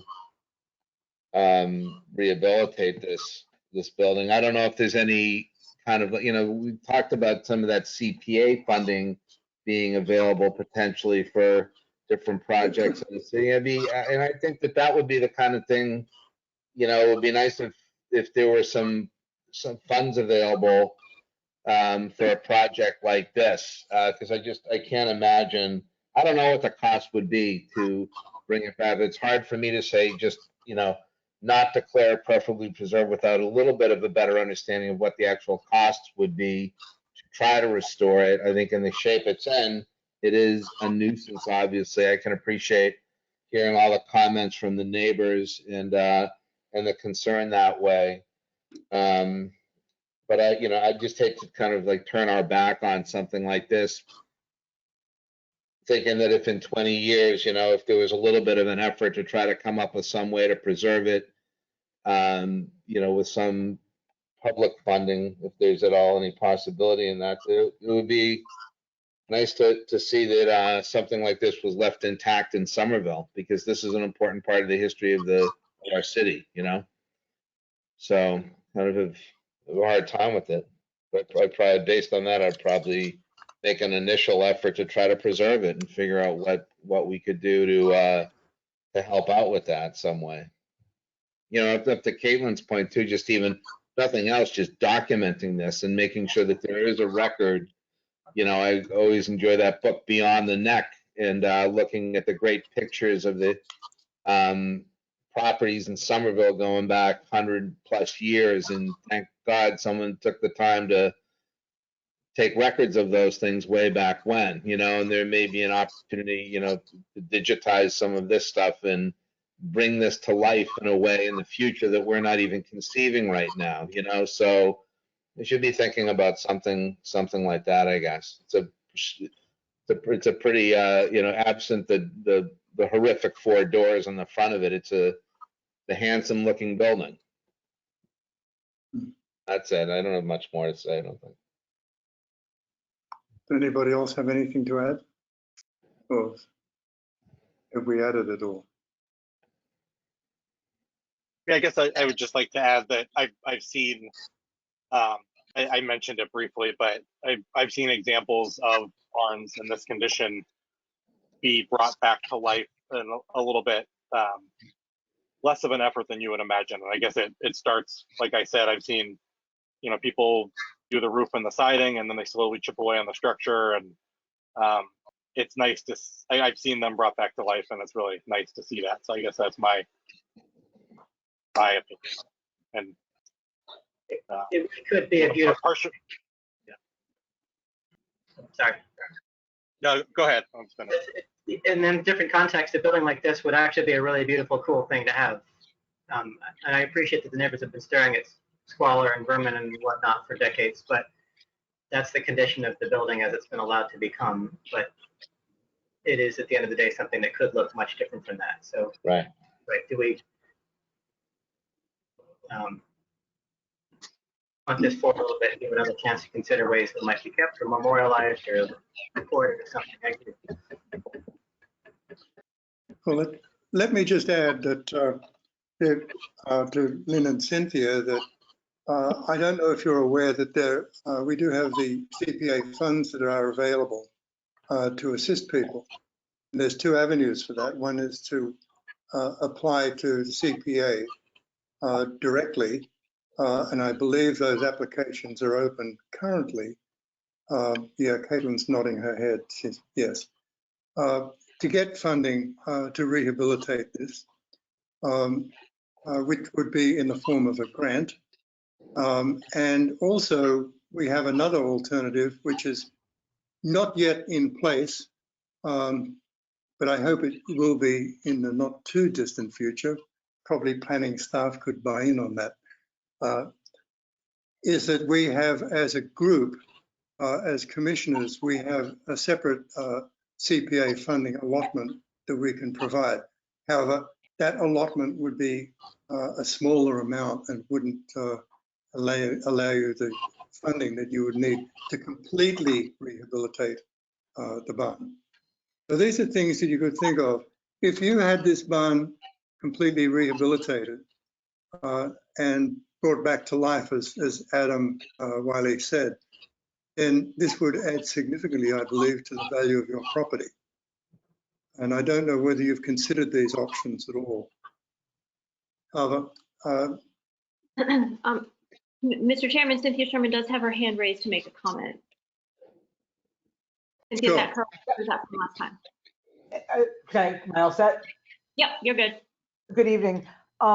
So, and again, my client can confirm, but part of this, and I know it's difficult because of the scarcity of barns in Somerville, is she doesn't have a use. She doesn't want to retain the building. She wants the space that's there. It's she doesn't have a use for a 4-car garage behind her house.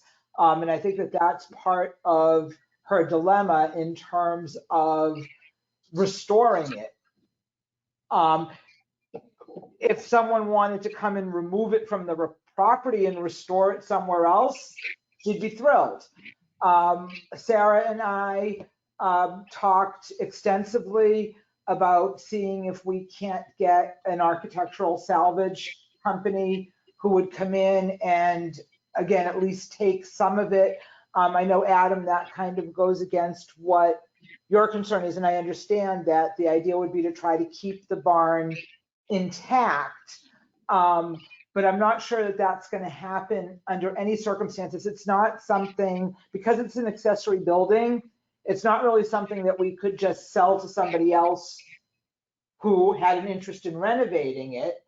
I guess it could possibly be sold or donated to someone who wanted to try to remove it from the property and restore it. But there are kind of some limitations in addition to cost as to what can be done to keep that barn in its current location. Thank you. The question for, what I'd like to, yeah. I don't know the new zoning well enough. Is there any provision in there for accessory structures? I know it's treating stuff differently as far as what you can convert the use of something to a living space from non-living. Yeah. Is anything about? I think because of the new zoning where the front house is already a 2-family, that there's no set of circumstances where the barn could be converted. If we thought it could possibly be converted into a livable unit, then there would definitely be some potential. Because you're right, it would make a really unique, eclectic, home or condominium unit. But I don't think that there's any scenario at this point where that could be accomplished. So to step in really quickly on the zoning, so I believe this is in the NR zoning district, which is neighborhood residential. And if it's, so the maximum number of units that you're allowed on a property are 2, 3 if one of the 3 units is provided at an inclusionary rate.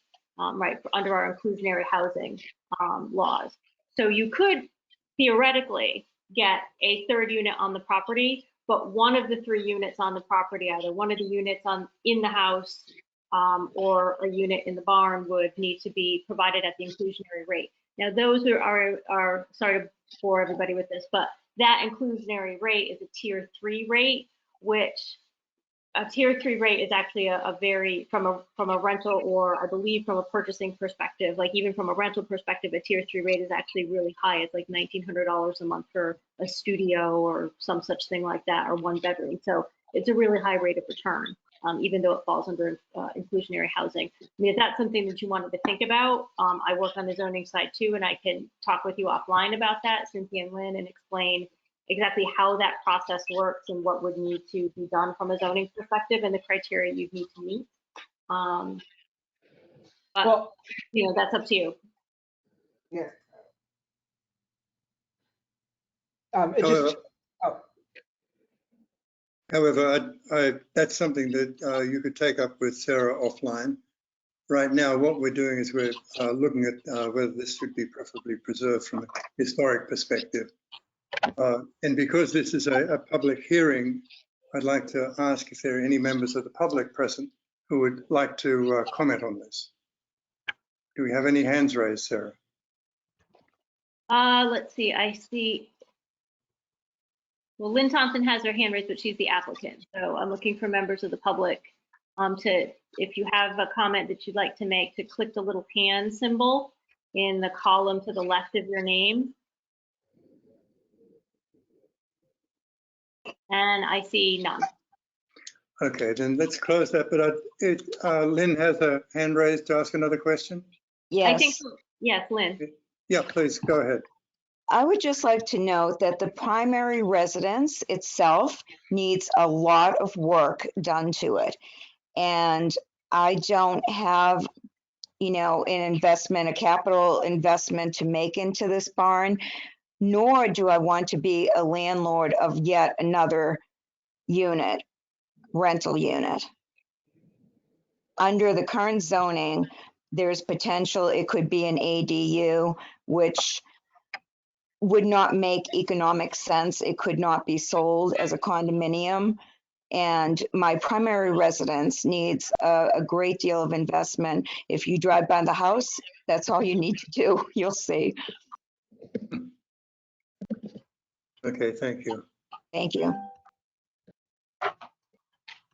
So at this point in time, what I'd like to do is I'd like to put this to vote with the commissioners. We're going to be voting on a determination of preferably preserved status on the 55 Heath Street. This is the barn. This is HBC.DMO 2020.11. And we're going to be voting firstly that it should be preferably preserved. All those in favor of it being preferably preserved, please say aye. Aye. Aye. Aye. Aye. Okay, let me do the roll call. Adam, Yes. Ryan, Yes. I say yes. Caitlin Yes. and Eric. Yes. Okay. Now let's discuss the findings. The reason, the findings that we've come up with, that if I understand correctly, is that this is one of the few remaining barns in Somerville, and it has different Italianate architecture, which makes it unique in the city. Were there any other things we'd like to add to that? The barn being in association with an agricultural or different of that use type, well, as well as a reflection of that. Well, was it really agricultural? I mean, we're talking about a milkman. That's really a commercial. What do you call that, where it's not growing Well, stuff? the agricultural bit is having the cow and milking it. Yeah. Yeah, so it is really just the building type, the barn scarcity. Yeah. Is it the scarcity of yeah, I'm muted. Is it the scarcity of barns? Is it the architectural style? I think you should probably elaborate a little bit more on your. It has a lot of, it's in horrible shape, but it has its, but for the doors, it has all its original integrity there too. So that's worth something. Unfortunately, that's also because of the neighborhood angst, but there's a lot to work with there.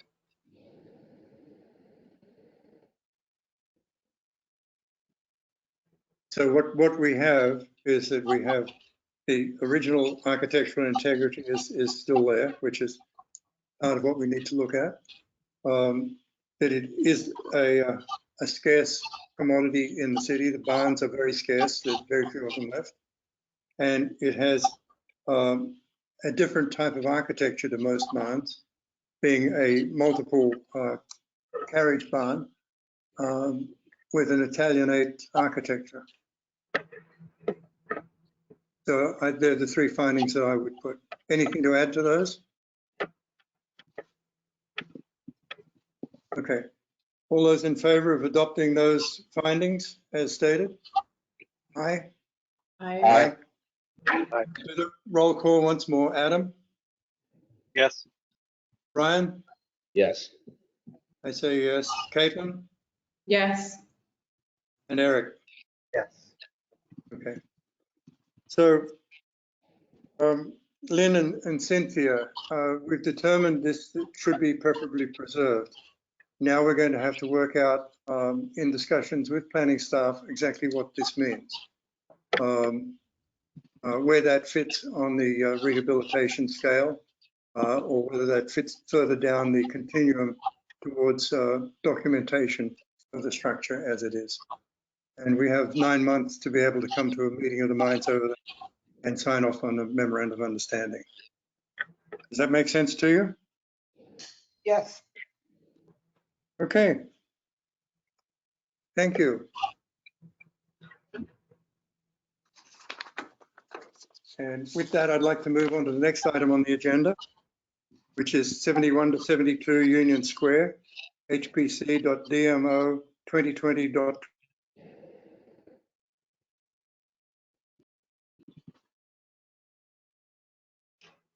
We've lost you again, Alan. Can't Yeah, hear you. Your audio's off.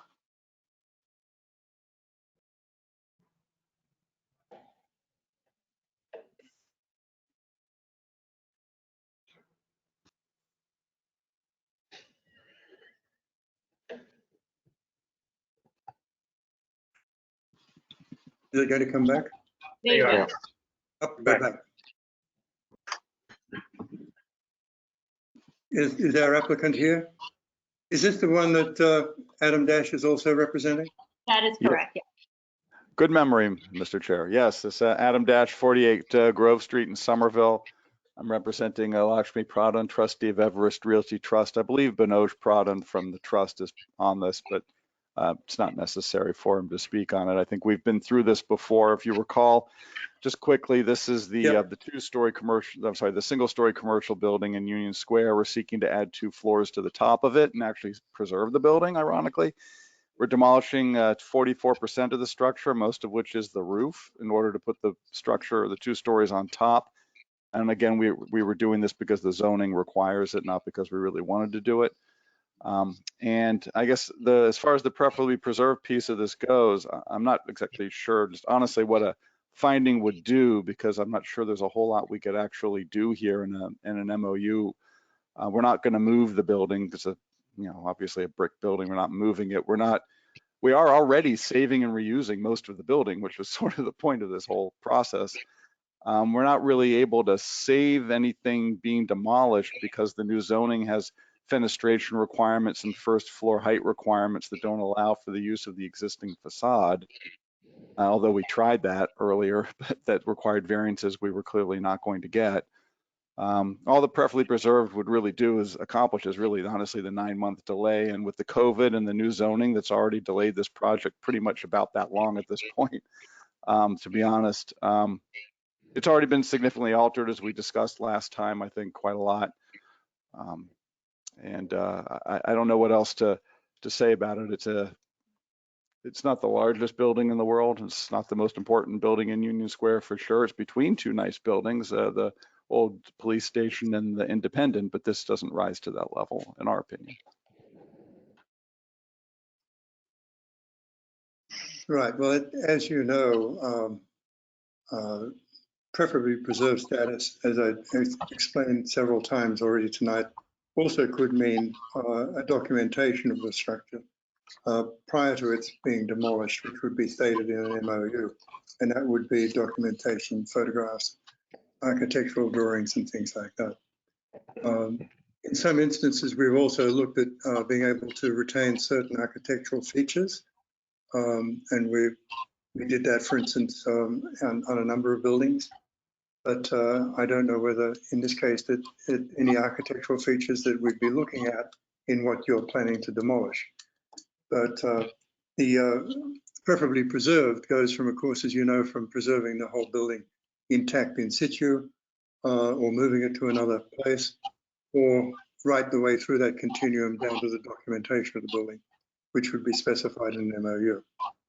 So we do appreciate that brick buildings are hard to move. Not impossible, but challenging. So, and we also realize that from our last discussion that there are many issues surrounding this on the zoning, the new zoning, and that you had made some efforts to try and retain certain elements of the structure for the consistency of the streetscape. But the new zoning doesn't allow that, or doesn't enable you to do that perfectly. Although I believe there are things that you could do internally with ceiling height and externally with facade treatment. But I'm not an architect. So with that, what I'd like to do is I'd like to open this up to commissioners for discussion. Commissioners, any thoughts on this since last week? I'm looking at a picture of the building. The only three things that remain are the three pilasters. If I'm seeing this correctly, it's new brick, new curtain wall. There's not a lot there other than the massing of it that one would keep. I don't know, is anything planned to work with those pilasters, or can they be incorporated, or they're probably cast, which means they're not going to be removable. If you're asking me, I mean, this Adam Dash again. I mean, we did, as I said, the new facade requirements require the facade to be significantly taller than the existing storefront with the windows and such. So it's we tried to do something in this scale with this massing, and we just can't do it under the new zoning without variances that we're not clearly going to get. So the pilasters really don't play into the new design so much, because the new design is such a significant, more modern storefront look that it would be a little odd. And as you said, we certainly couldn't preserve these particular ones. And it makes it a bit of a challenge. We're actually going to the Urban Design Commission tomorrow night to where we have to present to them 3 alternate facade designs, which we have, in addition to the one, I guess, with the one that we want, and then 2 alternatives, which is the new process. But none of them keep the pilasters because it really doesn't fit with the height. They'd look a lot, I don't know, I'm not an architect either, but I think they would look very thin and spindly when you have the much higher first floor and the much higher larger amount of glass on the front. I don't think it'd be a good look. Yeah, the proportions would get kind of wonky. And frankly, they're not excellent. They're just straightforward, kind of generic classical. I think they're actually made up of cast block. So I guess that's just my way of saying I don't see a whole lot about that structure that warrants doing this to the state. That's my view. Ryan, this is your part of the world. Do you have thoughts on that? Yeah, there doesn't seem to be anything that really, in my opinion, justifies preserving it. Alan, I don't,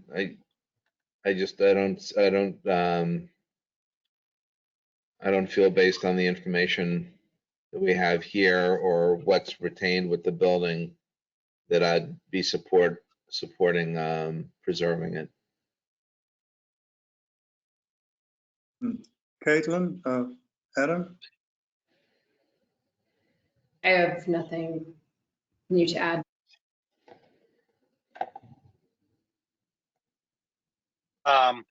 Yeah, I would agree that, the only things there are the pilasters. And I think the only other point is that the same point we made before down the street with Thunder Road. I mean, it is single story retail, but fortunately there's not much on it that I think is architecturally significant. So I guess the only thing about it, similar to before, is the fact that it's single story retail and we're losing a lot of them from a form standpoint. That's the only thing that has me a little on the fence, but other than that, I don't think there's any architectural significance. Okay, thank you. And because this is a public hearing, I'd like to open it up to the public. Sarah, do we have any members of the public raising their hand to talk?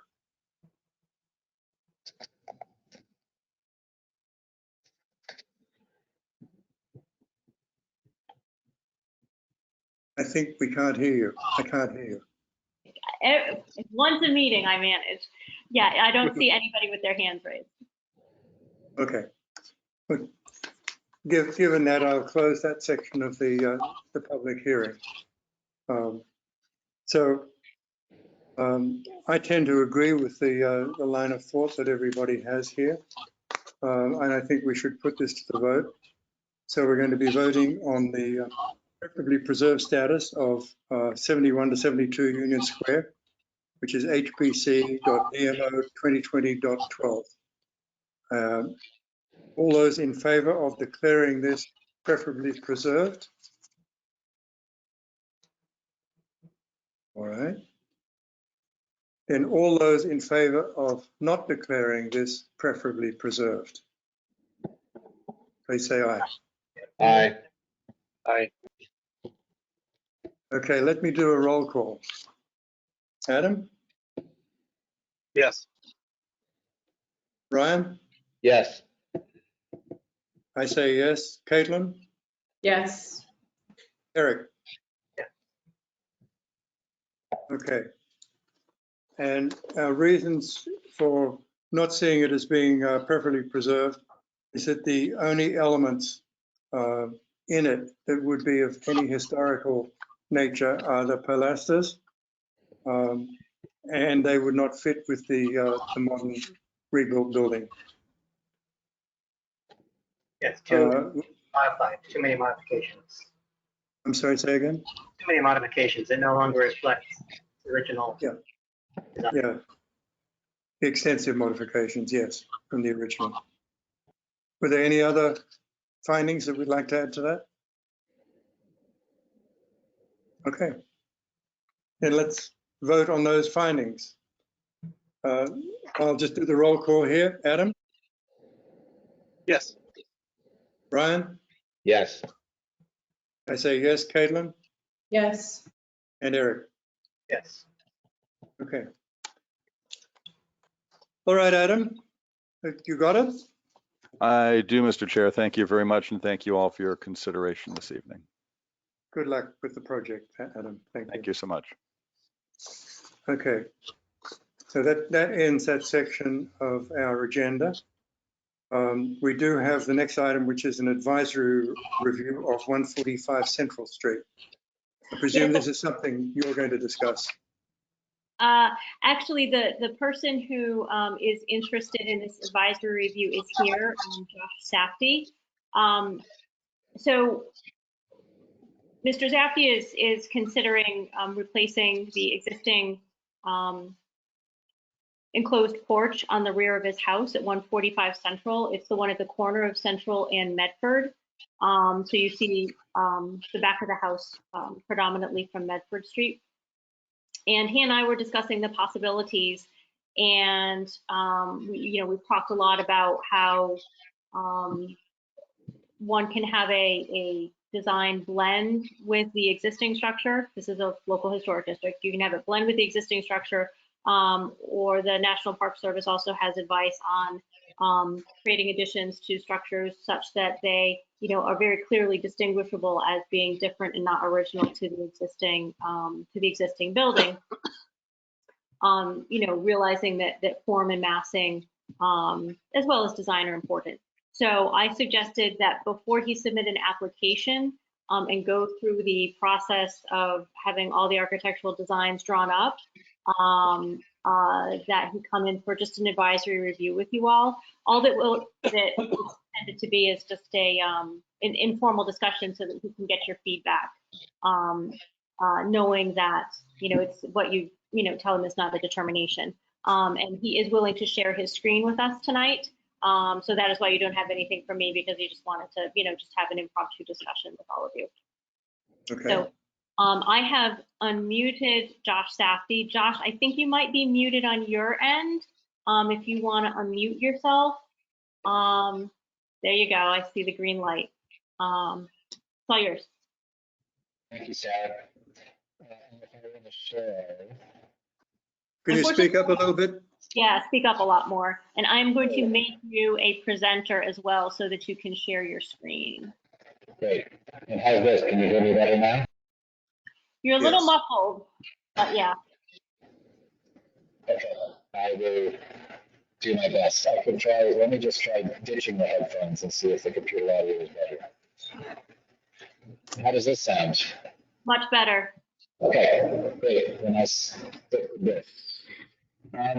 So thank you, Commission, for spending a little time with me this evening. I am an architect. I've been in front of you recently, actually, for 2 Westwood Road, and I'm a member of the zoning board for 12 years, so I understand this process, and I did feel like it would be. Can you guys hear this? No. Yeah, Josh, I'm really sorry, but you're breaking up terribly. Yeah, this isn't working.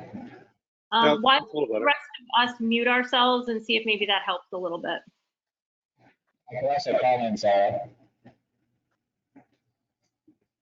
Okay, go ahead, Josh. Can you hear me now? So that's better? Yes, that's better. Okay. I'll try to speak slowly and clearly. So, do you see a photograph of the house on your screens now? Great. So this is just to give everybody understanding of which property we're talking about. This is Veazey Road, which were 5 row houses, first appeared in 1889 on maps and city records. And the addition that I'm talking about is this 1-story shed roof addition on the rear of the property. All 5 of the row houses have non-historic rear exits from the main living floor down to the backyard, which is below grade.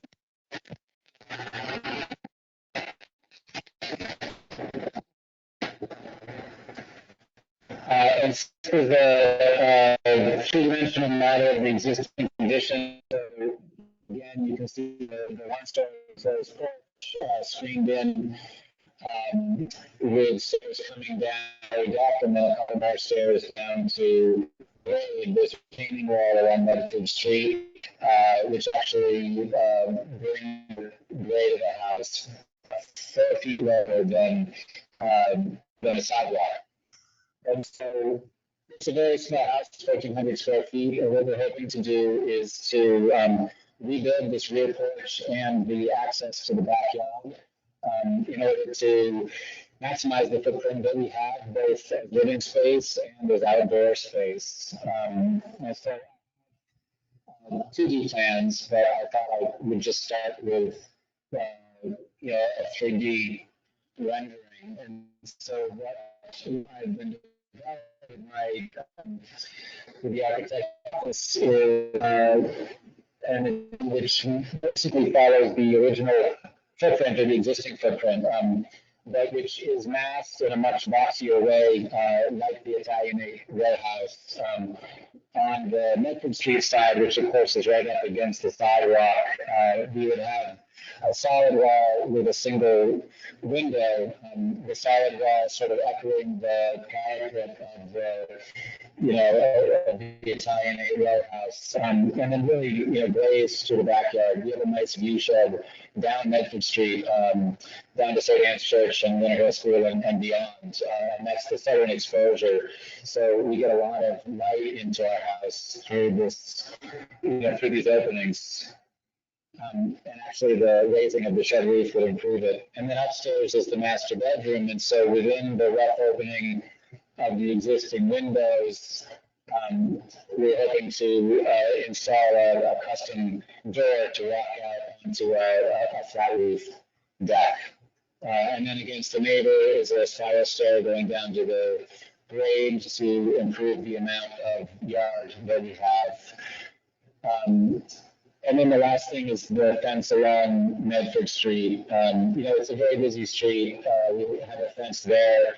We replaced the other two portions very recently. We had a certificate of non-applicability issued for that fence replacement. But along Medford Street, I'd like to present a fence which is a little bit more porous at the top and not quite so hostile to the neighborhood. But we do get, stuff thrown over it and kids drag pens along it and that kind of thing. So, it needs to be fairly opaque. The addition, as I said, would be largely glazed and then copper clad. So the portions that you see are standing seam copper cladding. The idea being to play with a historic material that you might see on something like a bay or area window. But again, as Sarah said, to do it in a more modern way. So the sort of reference to the parapet, the squarish, boxiness of the addition, in reference to the existing house, the proportions are much better aligned to the visual bays of the windows on the rear elevation. But obviously the language and the amount of glazing are very modern.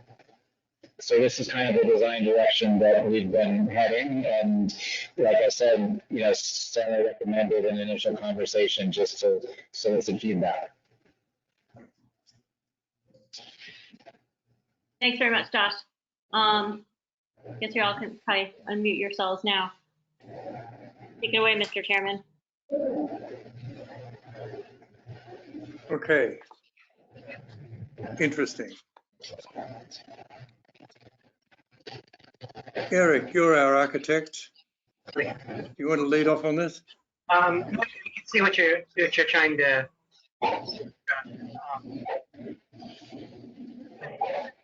Eric, we can't hear you now. You can't hear me? I went unmuted myself. I can hear you. You can? Yeah, I just told it to not let Sarah hear me. Wouldn't be the first time somebody's done that. No, I see where you're going with it. It's a little bit, it's abrupt on the Medford Street facade. They're having, but it's kind of an edgy way to approach it. You want more than open and placey. You want something enclosed. There's no really good historic way to do that. It's not full-on addition. Get through and all that. So you're trying to take it in another direction. It is a very forceful thing to do to that facade, though. And so, what do you guys think?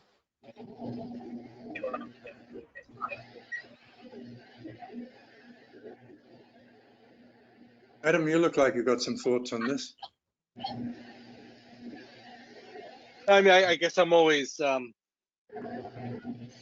I like what you said about a historic material, but used in a modern way. I think that is an important part of this because it is an abrupt difference. But I'm always of the mind that if it's going to be modern and if it's going to be different, then it should be clear that it is. And I think you've achieved that. And I appreciate the use of copper. So yeah, I mean, I think it's clearly something that's different and something that's new attached to the back of the building. And, you know, I like it, I think it's okay. So that's my take on it. The fence is an interesting, I guess I don't even know, since my time here, I haven't really talked much about fences, and I don't know how much purview we have on that. Maybe that's just I haven't had the opportunity to talk about them yet, but maybe somebody can educate me on what say we have on the fence itself or not. You do have purview over the fence. If a fence is existing and somebody is replacing it in kind with the same material and the same design, same style, then they can do that without coming to you all. But if they're changing the design of the fence, materials of the fence, height, that type of thing, then that is something you have purview over. And I think this is just a standard sort of paling stockade type plank fence at present, whereas this is with vertical planks in it. But this is obviously got horizontal design. The fence, you would probably say it doesn't. That's correct.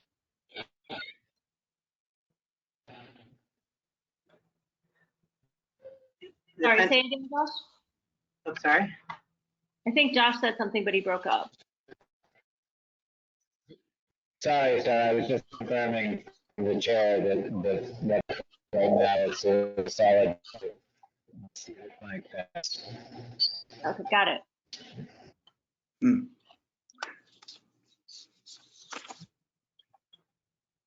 I mean, we have guidelines for fences, and so the devil's advocate would say, someone comes back and says, why'd you let that fence go in when I want to do the same thing in front of my house? Or it's not contrasting as much with something as the addition would be.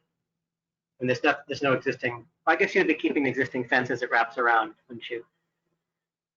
I thought on the addition, if you were to do that, it might benefit to pull it a little bit further away from the corner so that it reads, I see you've got the corner board thickness away, but I don't know if the space would allow it to pull it in a bit more so it reads even more distinctly in the older mass.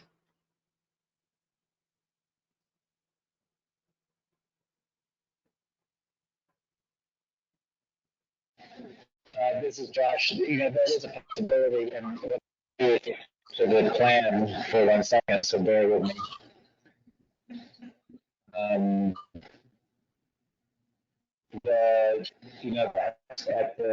At the moment, Sarah, can anyone see my cursor and move it to illustrate things?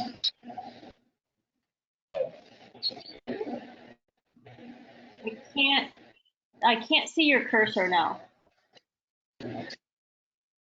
Okay, you just see the screen. Okay, so I'm sorry, I'm seeing some extra lines on this plan that perhaps let me. But anyway, the point is that the angle. So basically, the addition is meant to be just a small home office. It needs to be circulation space on it, and so the idea was to create a little bit of a we could build in a desk, basically. The existing addition goes all the way to the corner there, which was what sort of caused me to put the new in the same spot. I have tried schemes to square it up that for the Medford Street side, squared into the house. It's just that little sliver of space is actually pretty valuable when you look at where the existing lines of circulation in the house are.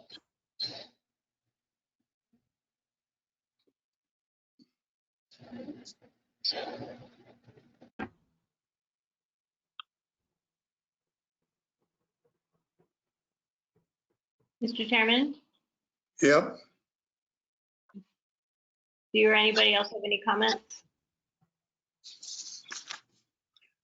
The upper level balcony. I wasn't sure what the materials were being used up there. but especially it's got a handrail underneath it. It looks like it's got those 119 stainless steel wires. Is that correct? Horizontally? Or is that wood? That's correct. Yes. No, I imagine that it would be a wood hand posts, mahogany, similar, then yes, to rest. And treat the spiral and the guardrail at the top end of this there in a similar way. Obviously, the spiral cable rails, because you can't make top cable rails turn. It would be done with a similar language.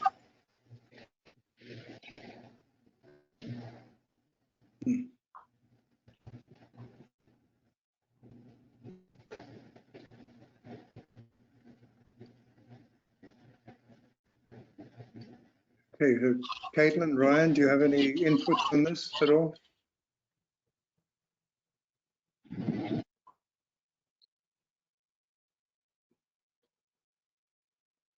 Can you put back up the image of the what you're proposing?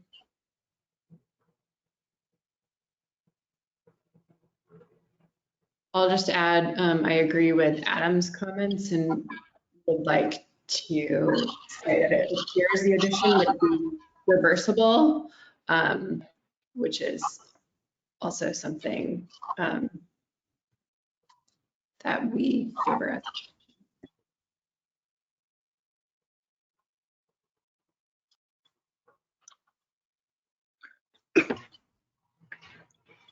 It's a tricky one because you're dealing with a row house. So you have like this pattern. Now, granted, it's the back, so there's already a precedent for inconsistency back there. I'm just viewing it. Is it going to look like a wart? Is it going to be an appendage that someone says, "Why did someone put that there?" Or it's going to look like something that says, "That's a cool addition. You know, it's obviously modern." I'm not sure which way that one's going to fall. I'd have to kind of look at it. The copper, I love copper. The fence is, one would say it doesn't conform to our guidelines, and they might ask why. I see why you need it to be a little more opaque because you want some more privacy on the main drag there. It's not a bad looking fence for a contemporary fence. So I don't know. The thing that's jumped out at me at first was maybe pulling that angle back a little bit so you get grab a little more wall space. And I understand every little bit counts, but so that it reads as more of a distinct element than something that comes 6 inches away from the corner. I mean, what are zoning wise, you're supposed to keep it, what, a foot or something, or up for rear L's off of, you would know if you're on the zoning board. Additions. That's right. Joe's got it. Josh has to do some zoning analysis now. Yeah, the zoning gets a little challenging. He's got 2 fronts. He's got a primary frontage and a secondary frontage. We'll have to work out that. Josh and I will have to sit down and work that out. Yeah.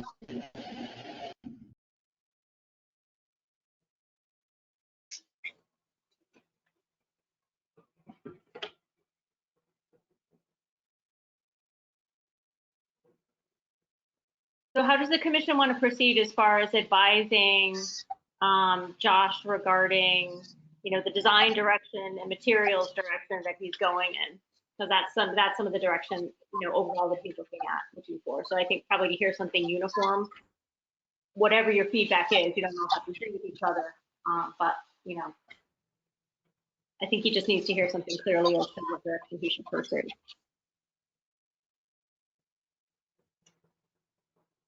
I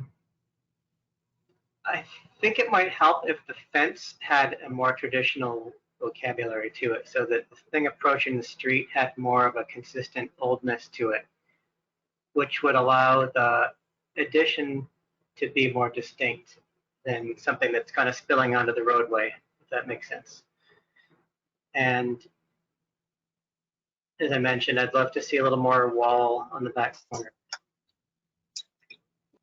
That angle if possible.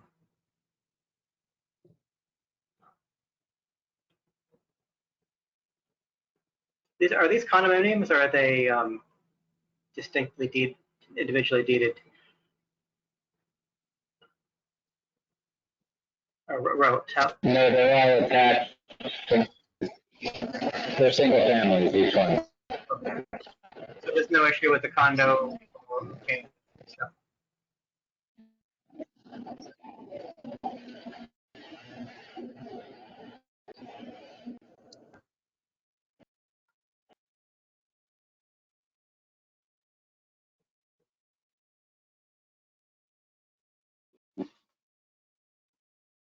Not hearing you, Ryan.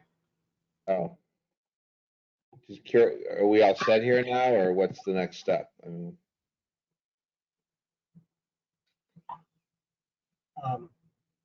Mr. Chairman?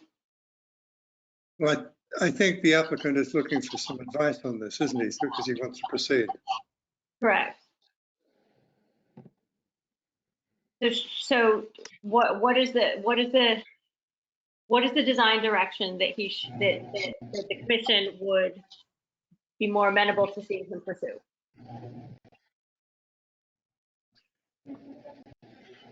Well, I agree with Eric when he said that this is sort of like a ward on the back, but there's already a ward on the back. So it's not as though we're looking at something that's going to be adding something.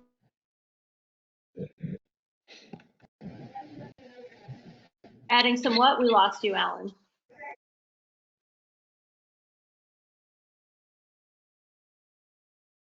Alan, we can't hear you. Alan, we can't hear you.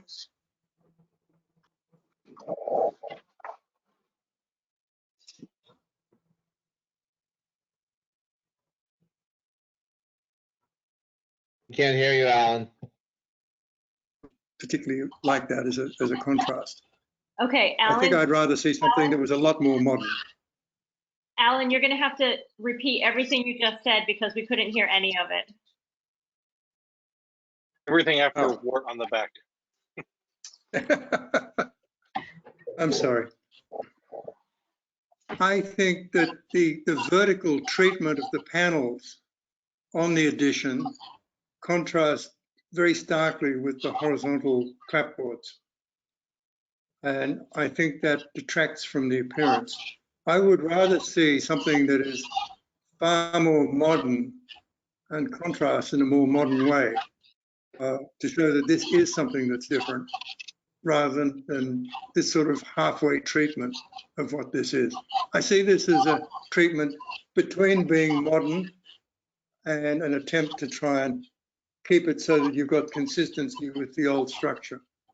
It is inconsistent with the old structure because if you look down, this is a row of single units, and this is the only one that's different.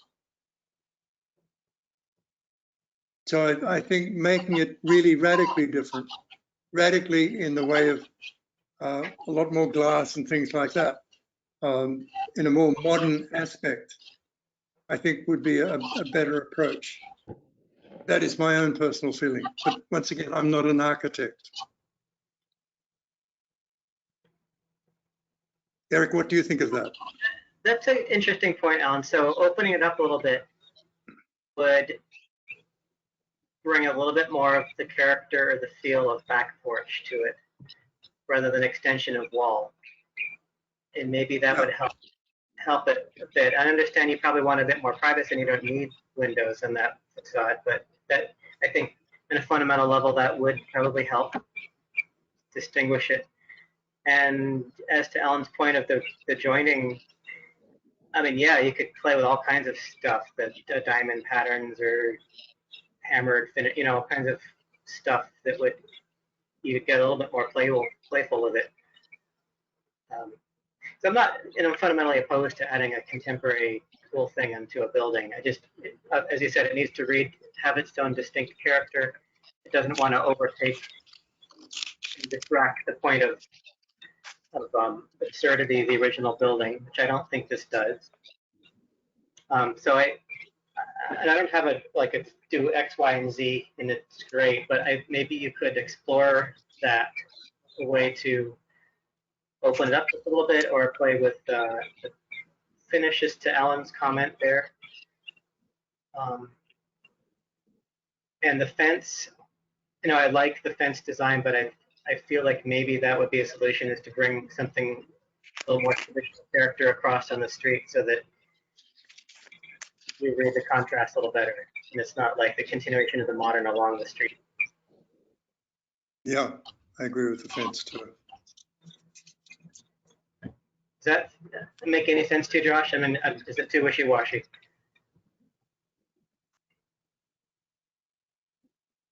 No, it's not. Yes, it makes sense. I appreciate the feedback. It's not wishy-washy. It's accurate. I do think, I mean, the challenge is the corner, and so I'm trying to make it as open as possible. Along Medford Street, but we get a lot of noise, a lot of, you know, cars off, people walk, and so the little window on the Medford side was sort of a nod to, you know, to trying to make it a little bit open. It's similar to, I'm just switching here. It's similar to the Medford elevation house, which is pretty big as well. But I understand the desire to have to read a little bit more like a report and less like a continuation of a song.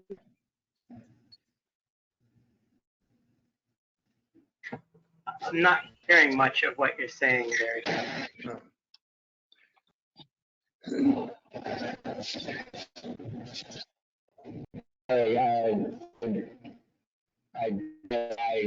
It's not working tonight. I've been on Zoom calls all day. We're fine, but are you able to hear me at all now? Yeah, it's a bit better. Last sentence is better. Great. I apologize. I'm not sure.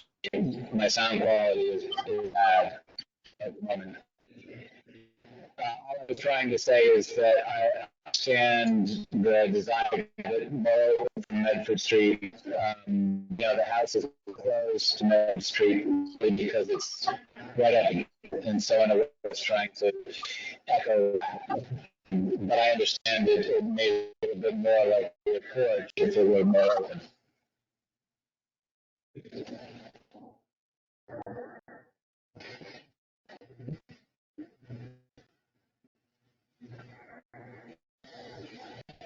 Anyway, this is helpful. I know it's rough to sit in a meeting late, so I appreciate your time.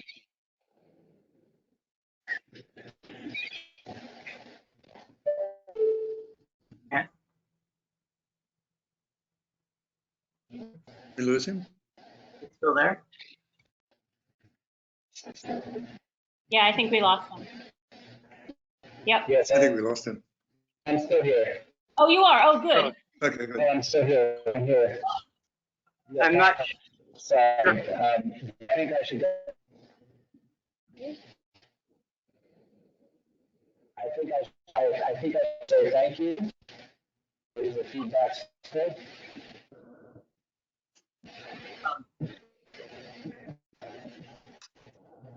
It's very difficult. I don't understand him.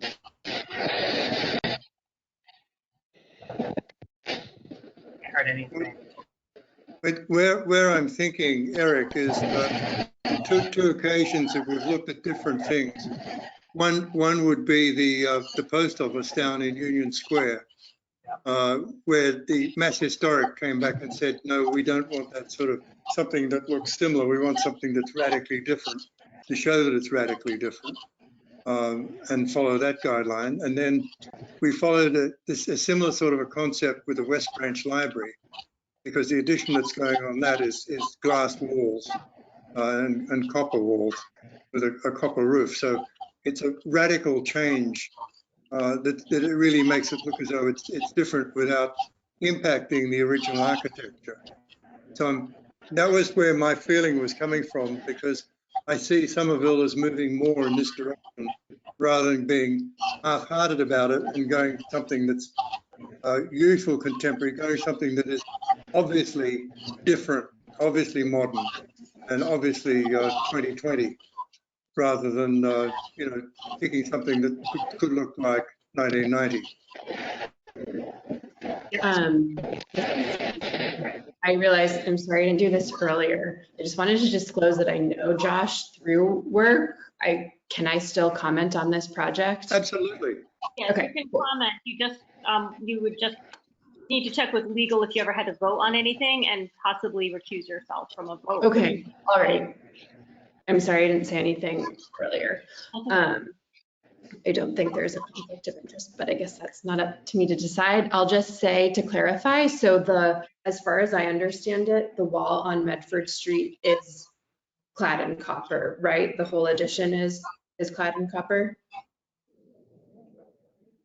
And so if that's the case, okay, thanks, Josh. From my point of view, that accomplishes, at least for me, setting it up to be a distinctly modern addition. And that's all I have to say. Yeah, well, look, Caitlin, I don't know if you're aware of it, but the north wall on the West Branch Library is in copper. Yes. So yeah. for that new addition. So yeah.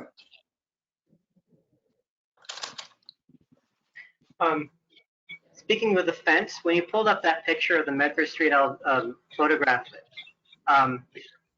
I kind of changed my feelings a bit because that stretch of fence to the left doesn't really, I don't know if you'd be totally aware that that belongs to that property as you go down that street. It's just sort of like it's the fence in the backyard area between these houses. So it's not really as much of a trademark of that building, I think. So if it were to break, oh, but I see you're continuing the old fence right up to it where there is no fence. I just noticed that. But anyway, I'm a bit more okay with it being slightly off historic there because of that situation.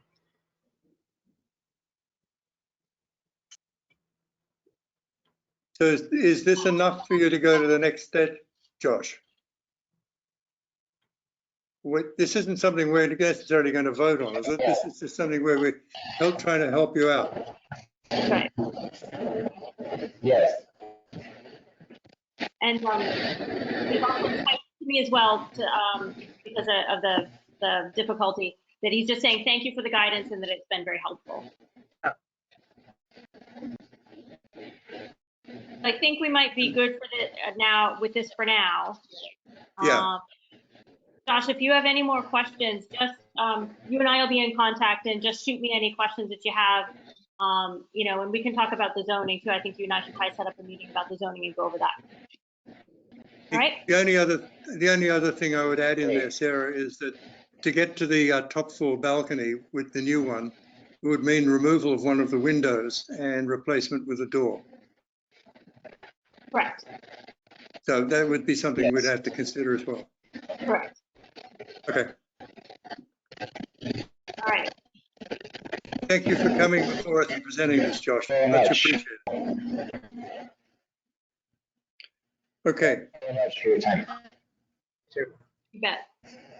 Thanks. And you'll be back in touch with Sarah. Good. Let's get on to the other business then.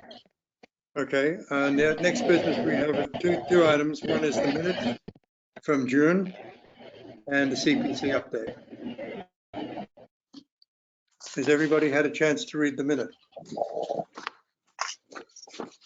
I must say the minutes were a little bit difficult to read, especially on page 4, where it seemed to be overprinting. I don't know if that was my printer or not. I'm sorry, I thought I squared that away. That's my fault. I apologize.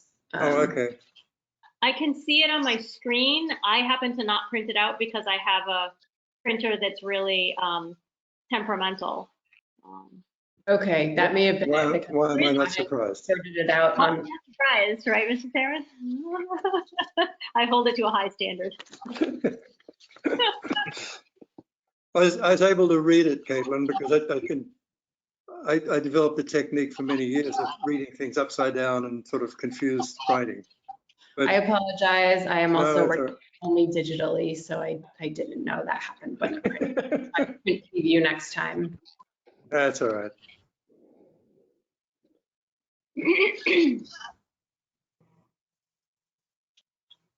But I didn't have any changes to the minutes to make. I don't think I missed anything.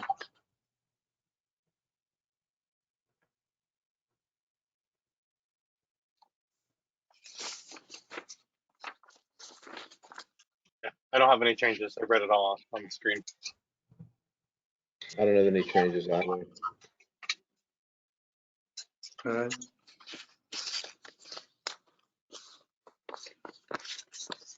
Mr. Happy Shirt Parks.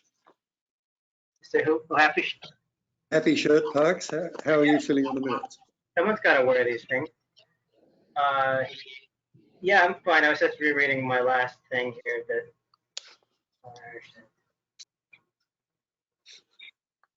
Yeah, that's fine. I agree with I stand by what I said. All right, then I'd like to put this to the vote that we accept the minutes for 6/23, 2020, as submitted by the secretary. All those in favor? Aye. Aye. Once Aye. again, the dreaded count. Adam? Yes. Brian? Yes. I say yes. Caitlin? Yes.